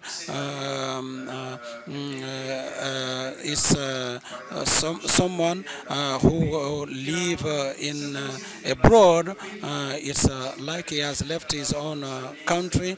I think that if those tourists, you do not understand the country, but if you come, you are welcomed at the community level. You live with the communities. All this contribute to consolidate and create a situation whereby no one is afraid of the other. So the challenges that we have to meet in order to have a level, in order to have a tourism that create employment that is sustainable, these challenges are numerous.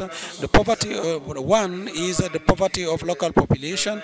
Instead of having a policy that allows to create this understanding, we have also a lack of infrastructure and services. Except the big towns, it is difficult to move in the communities, in the villages.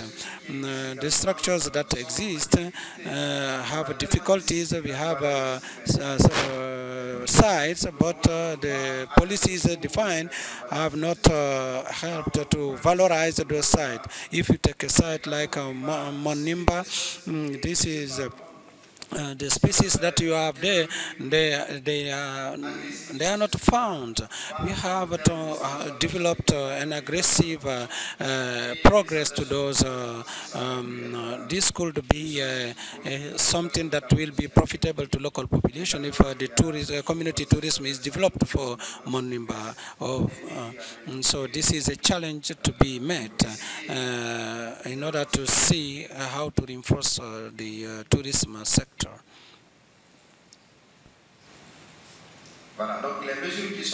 And the measures to be taken in order to develop the green tourism is to develop the community development project related to tourism.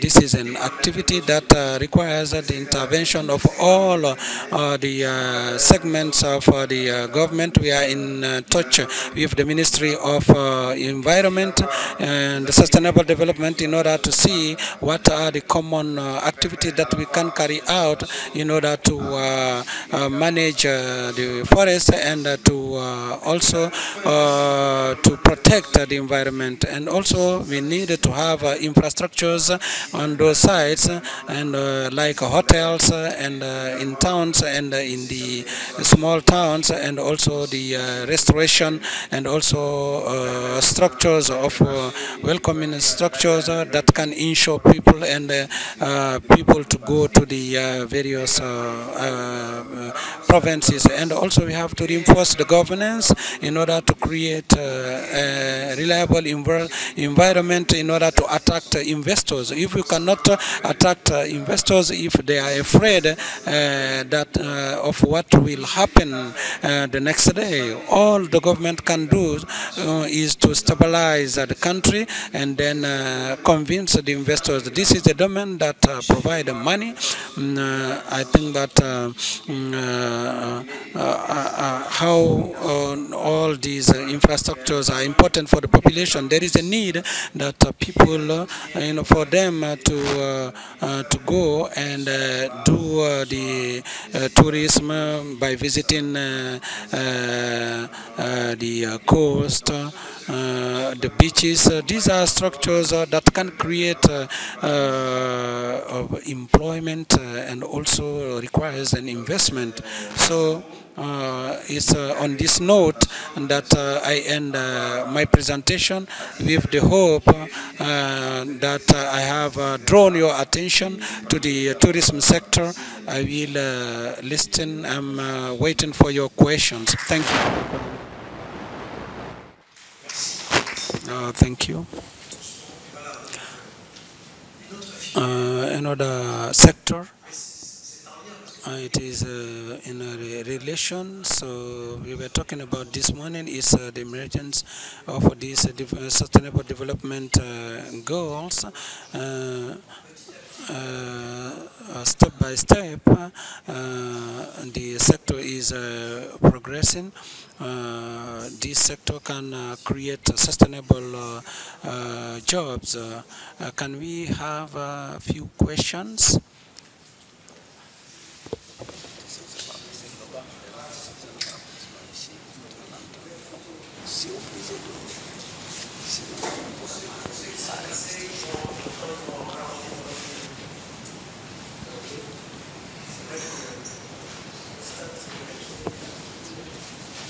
He's not using the mic.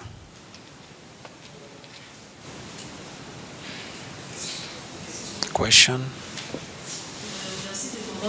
Thank you for giving me the floor. As a Ministry of Labor and Social Protection, I have a small concern.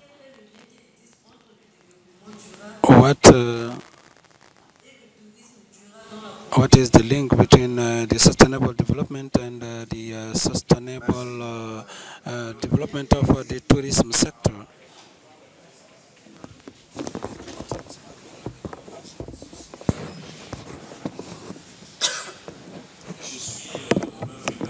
Abel Filbert Munga from Central Africa.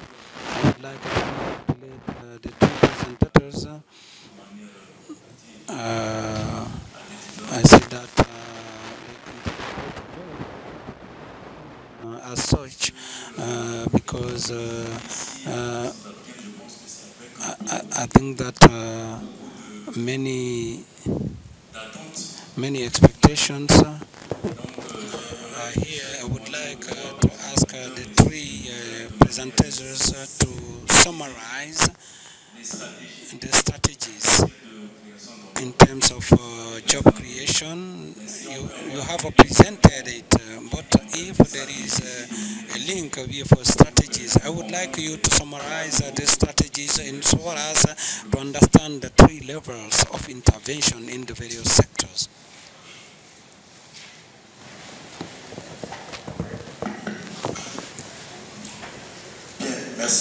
Thank you. My name is Aikofi from the Ministry of Finance and Budget of Côte d'Ivoire. I've been particularly related to the in order to deal with such a topic.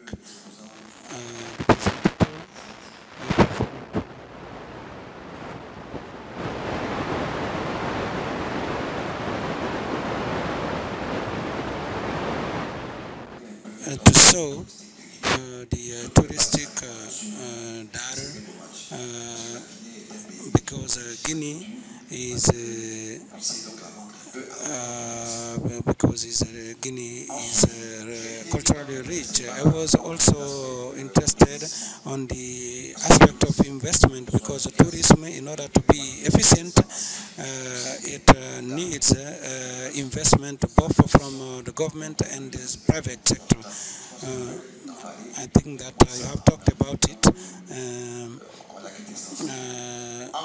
And also on the other side, for the creation of employment,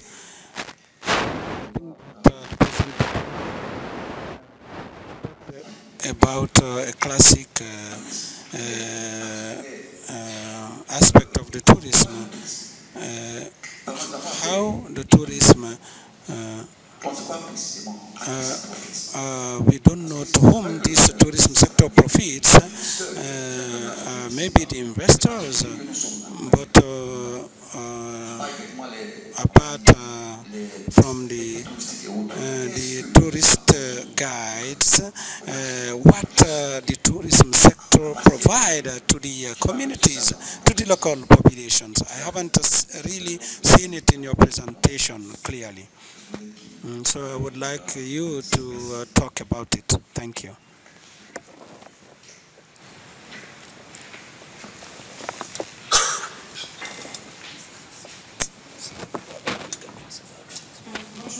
Morning, everybody. For the interventions, it was, and also the presentations were good. My concerns, I first congratulate you for the presentation. The denominator regulated waste, we're going to, I have a concern when we talk about sites and the key actors for the creation of those employment, for the promotion and the sustainability of those employment. We are not mentioning the local community collectivities. We are expecting from the government a creation, prioritization. It is not possible in Guinea. We have competencies that are transferred to the local collectivities, including the environment and the management of some sites like the community forest and some cultural sites that are managed by the local collectivities. And for this creation of employment at a national level, in order to implement it at a community level, but not, why not pass into the local collectivities, to the attention of all those who are here. Guinea has a particularity and that is not found in all the sub-regional countries. We have an agency. We have a mechanism of funding of local collectivities, and not like a loan, but like a gift. Each year, the local collectivity will receive money from the government that is collected from the mining tax. This money help to build social infrastructures, basic infrastructures for the sanitary and the schools and health posts. So we have collectivities that have used to use those funds for the environmental measures to prevent the environment, and they have. I would like. I have understood that there are some links between the communities and ONT, but they have to work with the local collectivity. They are the only guarantee for the sustainability of this sector, and also the sensitization of the population. You said that a tourist can be chased in a particular community. Maybe he is not well welcomed, and the population, if they are not sensitized at the upstream for regarding the value of its site, they cannot understand someone coming from Asia to come and visit their site. They will not understand it. So it is important to ask that it is also for the management of waste. You have to take into consideration the local collectivities. Each year they have from $100,000 to $150,000. These are reliable actors when we talk about the management of waste. And for those actors, if we put them aside, it will be difficult to have a result regarding the tourism sector that we're talking about. Can you introduce yourself so that we know you better?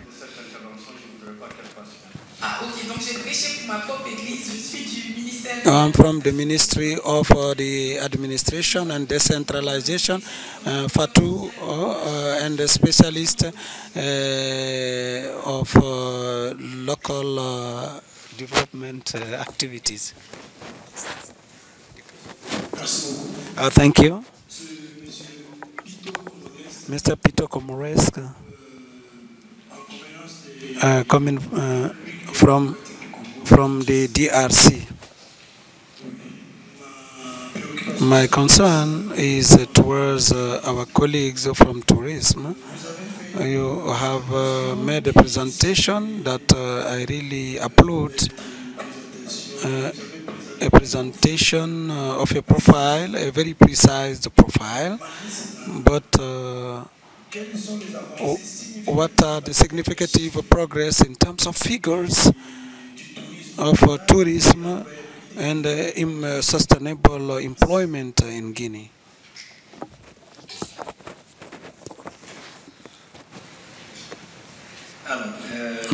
Thank you. I thank my friend Mamoudou for his reality. I had a question that was on the how to create a sustainable employment, but I am satisfied with the end of his presentation. The conclusion, a recommendation that I would like to make is when he was talking about the touristic guide. I recommend you in searching those tourist guide to use persons that have the vocation, who know the sector, in order to support this. I propose that you liaise with the historians of Guinea, who knows the sites, and also the elderly in the communities that host those various sites. I say the elderly, because this example of Niger, I'm from Niger. Quite recently, we received a delegation of Enabel from Chad. After our activities, we visited the National Museum of Niamey, but at this museum, I am from Niger, but I found many surprises thanks to the explanation of the tourist guide who masters all the languages. When you say a tourist guide, it's the languages. He masters the languages and also the sites of the National Museum. It is split into sections. You have a dinosaur section. We have seen dinosaurs in the big desert in the years ago. And also and also American researchers came in the desert, and then they discovered some parts of dinosaurs, and we discovered it in this museum. I encourage you to push forward this tourism sector. Thank you, Mr. Director. Yesterday we made a recommendation, and so that to invite the participants to put their phone sets into silent mode, because all what we are saying in the room is registered. And the materials that we have here are very sensitive, and the phone set ringing can affect the quality of. Thank you for the presentation. It was very important when we talk about tourism. So, with Agip, so you talked about some challenges. So, what are the interactions with Agip to be able to overcome this challenge? And you also talk about some questions regarding the trainings, some activities of this sector. So, what are the model of tourism and culture you want to undertake here in Guinea? To sum up, as we know, we are in West Africa. What is the model of tourism that you intend to take into account? So you talk about some experience. You also mentioned the case of Gabon, and that has very huge potentials in terms of tourism. So this is to be taken into account. And this also is generating billions of francs CFA today. And we need to take into serious account this aspect. So I would like to finish with this factor you made reference to. So when we talk about this challenge today, it is not working. We need to be committed so that this program be taken into account in the test that we have. So today we have at the level of tax, so what we call the reality, and these are to be taken into a serious consideration today. So when we take all these are considered to be challenges today. And we are not going to take also into account this aspect, but the Guinean model is also to be a reference. So let's try to take into account this general aspect. We also have some other challenges we need to take into consideration. So before we take into account the sectorial, regional aspect regarding this particularity for the region. And so I think we have more potentials that we need to take into account. Thank you very much.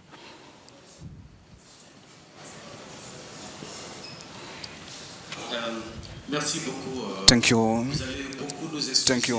We are going to present our apologies. We are going to reply to. Then after we give the floor to the third panelist, there's a first that was asked regarding the link that exists between the panelists when it comes to the creation of employment. And the auditors have to understand that there's a very close link between the Ministry of Environment, the Ministry of Tourism, and the Ministry of Culture in terms of the creation of employment. So there are strategies in each ministry that exist when we talk about the creation of the market of the biodigester. And so there's a link link that exists between the Ministry of Agriculture and the Ministry of Environment or the National Agency for Promotion in the valorization of the compost. And in this valorization, I talked about it, there are a few number of employment that will be created. There are some that are also getting interest in this composting. There's also the biodigester that are here that they have no interest in this valorization, in this micro aspect, taking into account the enlightenment and the biogas that are used by the women. So you can see someone who is in Guinea, he has a biodigester, he has a huge influence, also taking into account, but there was no client for it. They are using it to use this biogas, so this is also taken into account. We have images for that, and someone who is there. So if there's also this chain that is to be developed to put in value this at the Ministry of Environment, it is where AGIP is going to develop their strategy to take into account this aspect. AGIP is going to develop a strategy that to look for employment. This is another link between the Ministry of Agriculture and the Ministry of Environment. I'm speaking under the control of my friend who is going to present. Next, we have in this room the next the responsible that is going to do make his presentation. So he's here in the room. So he is going to testimony to witness this.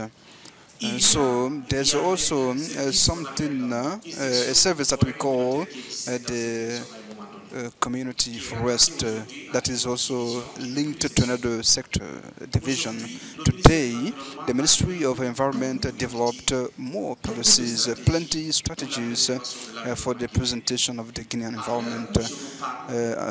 Up now, as I'm talking to you, we have identified the site where the local community have requested for the development of the community forest, and this is lucrative purpose.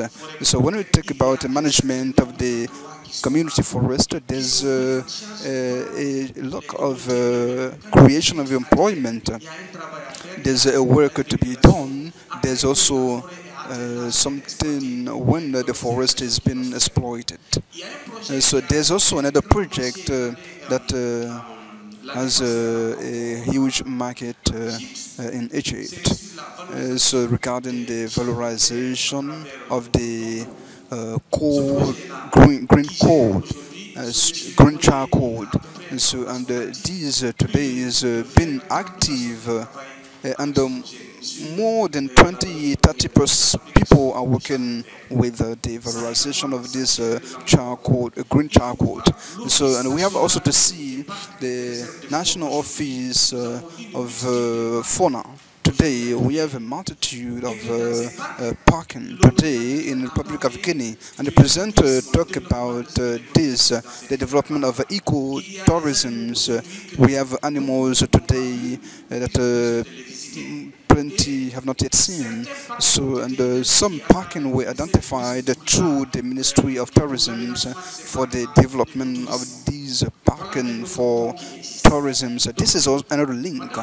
Madame Pangura talked about what she said is a suggestion. Then today, I can acknowledge that the Ministry of Interior, Administration, and all the local plan and the climate change be taken into serious account in the community development, and this is this can be put in to something concrete. Anything that is not taken into account in this operational plan regarding the climate change, we validated this plan with the Ministry of Environment. To date, all the environmental aspects were taken into account in the operational plan of the sectorial department. So this is a few needs that exist between amongst the three departments: Ministry of Environment, Tourism, and Culture. AGIP is going to be ahead of all this. So regarding the creation of employment, any ministerial department is going to undertake this without AGIP be associated, because AGIP is taking into account the creation of green employment, and the Ministry of Environment has their word to say. I'm going to stop here. Thank you very much for your attention. Thank you. Madame, I want to come back to what my colleague said. I am going to explain you that we have a convention between the Ministry of Decentralization with the NSP. NSP is working with DNA through the Ministry of Agriculture, and the Ratuma commune is also managing this platform. And this AKP, the commune is in charge of managing it. When there are employments, the commune is managing this. Because the transformation of waste is up to depending on the commune to manage this. So at this level, we are working together. At this, as they were the two representatives of the municipality, Ratuma and Matatuo. They were at the ministry, the DG of NSP. We were with the national director of NSP. So the three entities that are managing the platform together. So when coming to the relationship, we're talking about the rural development. We have the agriculture, breeding, and we have also fishery and the tourism.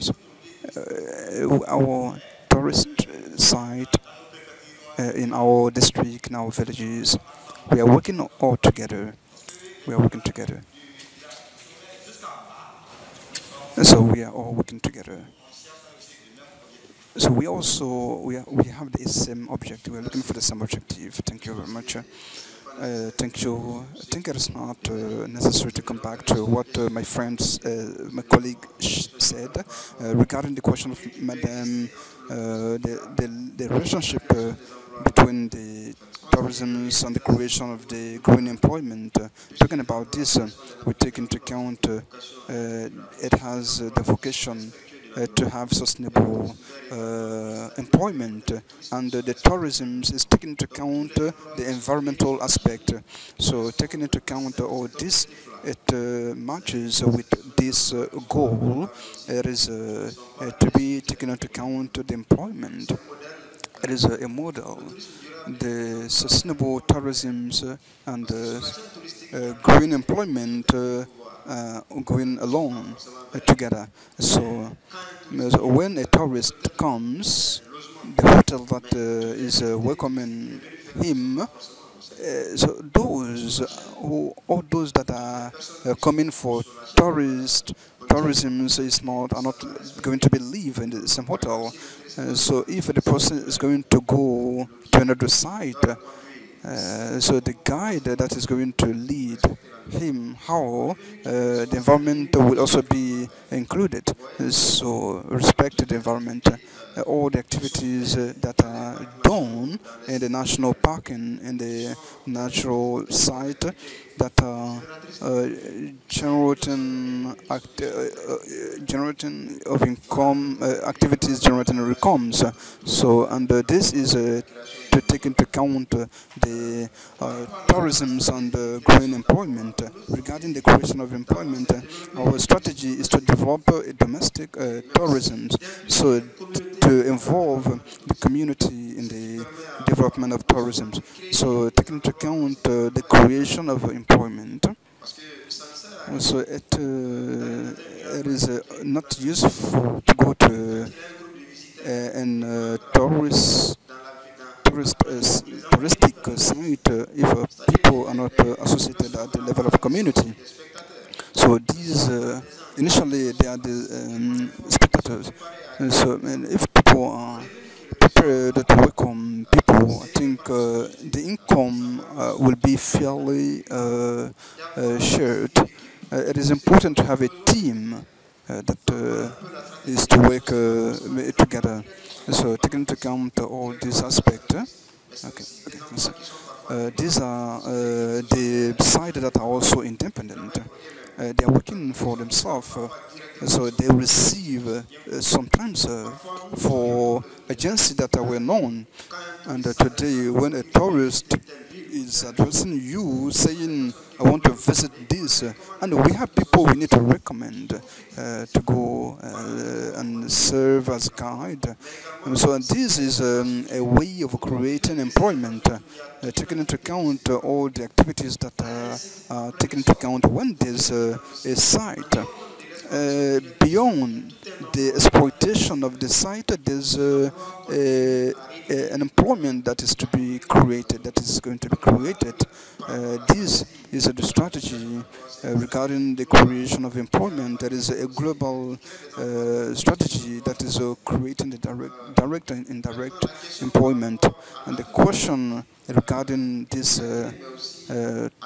touristic aspect, regarding for the particular case of Guinea, and today Cote d'Ivoire was to that question. Guinea has a touristic potentiality.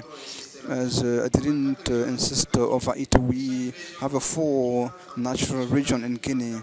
Each region, in terms of composition, it is a natural. So taking into account all these aspects, that is making also of each region to take into account this natural aspect, and we have the culture before everything. So if you say Guinea today is not the first to have a forest, Gabon has forest. So and today these elements are to be taken into account. So our hospitality, our culture, isn't prohibiting us to have access when you visit Guinea in terms of touristic visit. So if you visit Guinea, it looks like you are visiting the whole West Africa. I can say that you can find out everything you can find elsewhere. So we have forest, we have savanna, and we have some continental countries. We have oceans. We have beaches. So in terms of development of infrastructure, we are late regarding some of our neighbors. This is not. It is very bad, terrible. But we have to say it. We are late when it comes to infrastructure development. So this is also at the African level. So regarding the creation of employment, for the time being, it will be very difficult to give an exact figure. We are on reform, and when we take this after the transformation, we take into account the company for developing this touristic aspect. When it comes to the linkages regarding the activity, we are constantly working with some agencies. So when we have a project, we have the decentralization sector, that is also the collectivity with Mr. Sako. It's to tell you that our activities are linked to the community, because all these are part of what we do in the community. So it is impossible to work without associating them, whatever the mayor, the municipality, and some other activities in the region. We have also a representative in all the region of Guinea. When you take the governor office, for instance, my friend who said that my presentation was wonderful, yeah, we have not yet achieved our goals. We needed to have some institutional reform in order to have this development aspect taken into account. Now, he also asked if we could have figures regarding the green employment. For sure, when it comes to this, figures are not yet available 100%. So when it comes to the figures in 2019 or 2020, there was no statistic before. So it is to know how many sites do we have. So it is difficult to say. There's a system that is to collect information. And I think for this it could be very credible. We need to have figures based upon some investigations, and this is to be taken into this is to be done prior to this. Then regarding the question when it comes to the relationship between AGIP and tourism, and we have this sector. So now, institutionally, we are in a relationship. We need to do the declaration of employment. So beyond this relationship that exists with all the companies that exist in Guinea, do we develop all the activities? This is a question. For now, we did not develop this. AGIP is not about growing employment only.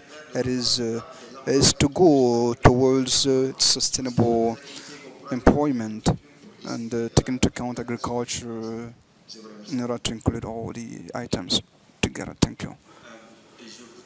Thank you. I would like to insist over the relationship that exists between the AGIP and the sectoral department. As you know better than I, it is now in Guinea to the African Association of Services. I think it is a very recent. No. Okay. Thank you. The organization of this workshop, you will understand that it is the first time. I would like to say that we are going to work with AGIP so that AGIP capitalized all the employment at the sectorial department. And there's work at the level of the ministry that is over, and that project created more or plenty indirect employment.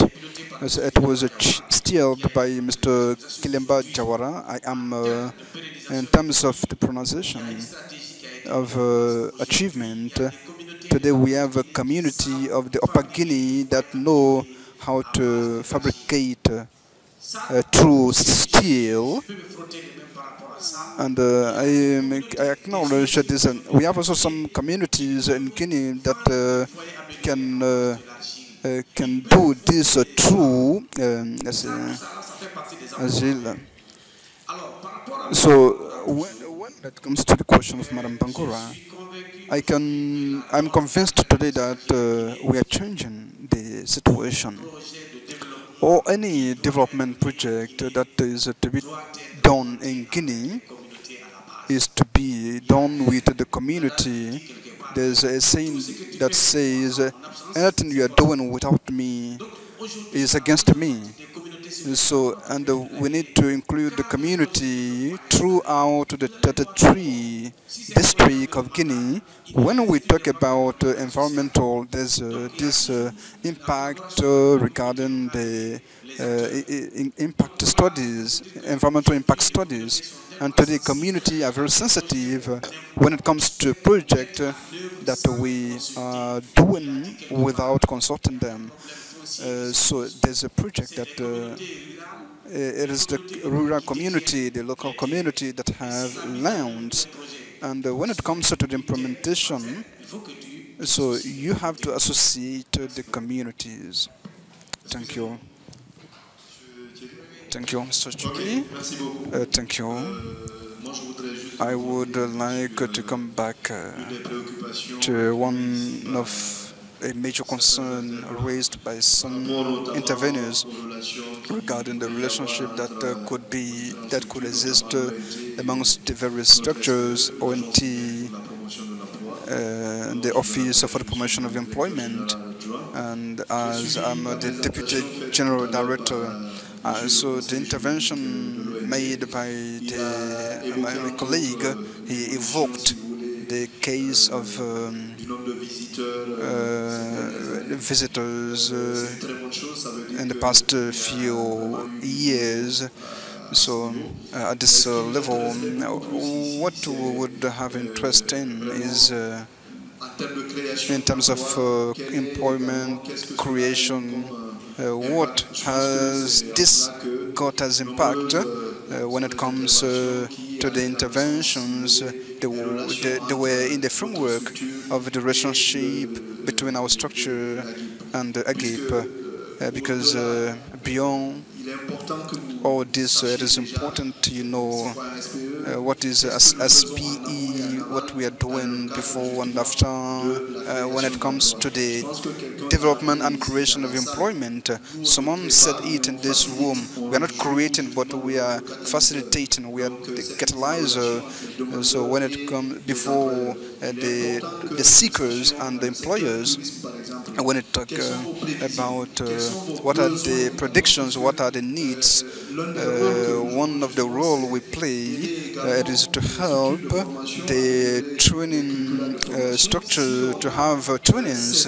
If we have these needs, we can say we have a tourism school, and it is to understand if we comply with the needs. As some concerns were raised here in this room, so we also need statistic.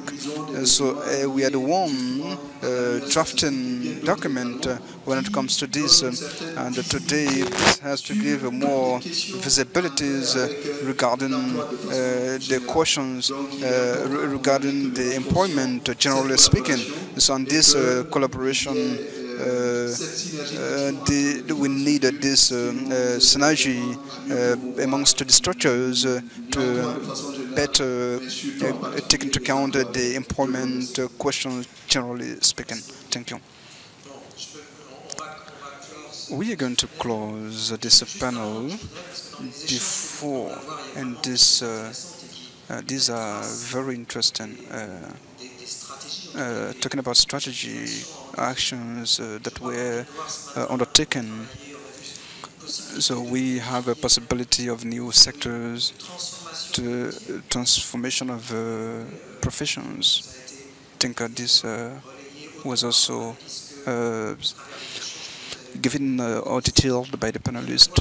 We also have another dimension, the various levels. We have sectors, various sectors, as the Deputy General Director mentioned. We talk about, we are, let's say, consuming statistic. We also need inputs that will help us have a strategy to have some adjustment, having contact, having more acquaintances. And we talked about the development aspect globally. So it is also all the activities. The second point, which is very important, take into account the partnership. These are the various level of actors. So we have the role of the local collectivity. It is a set of actors. I think we talk about this. So we have interveners. We need and to have also strategies So we also have to associate actors to indeed make decisions. So and we also need to take into account the various level of the territory, taken into account when you take the various panelists. There are also other actors at the level of the local collectivity. And so when we take this, we take into account the association and the government also. So in the middle of all this, we take into account the biodigester. We also need information when it comes to this. So thank you very much. I would like to thank participants, panelists. Let's give a round of applause for them. I would like to highlight as moderator with the questions. I think we can also give yourself a round of applause. Let me give the floor to the Master of Ceremony. He's going to announce the continuation. So in this afternoon we have also 2 panels. I think it was very important to have these panelists, and we have 2 panels that will be on the public empowerment. So with the public services, with our partners that have made the honor to join us, and the 3rd panelist will also be on how we work together, the partnership. So what we do together. Thank you, Sherry. I think yesterday the communication that put an end to the day, there were very strong recommendations from the president of AMSEP and the general director of AMACAP. The structures of public employment be also. I think this was the interpretation of Madam. This planning requires that we be curious, that we be in touch with where the employment does not exist and where they could be. And this, I hope the communication that will be presented in this afternoon, we will have another view, these obligations of connection between the public services of employment and the various actors of the market of employment. And I would say there are more employment at the rural level, where the collectivity are present, where NGOs are present, where the state is present, where we have more demographic concentration. I know we talk about all this afternoon.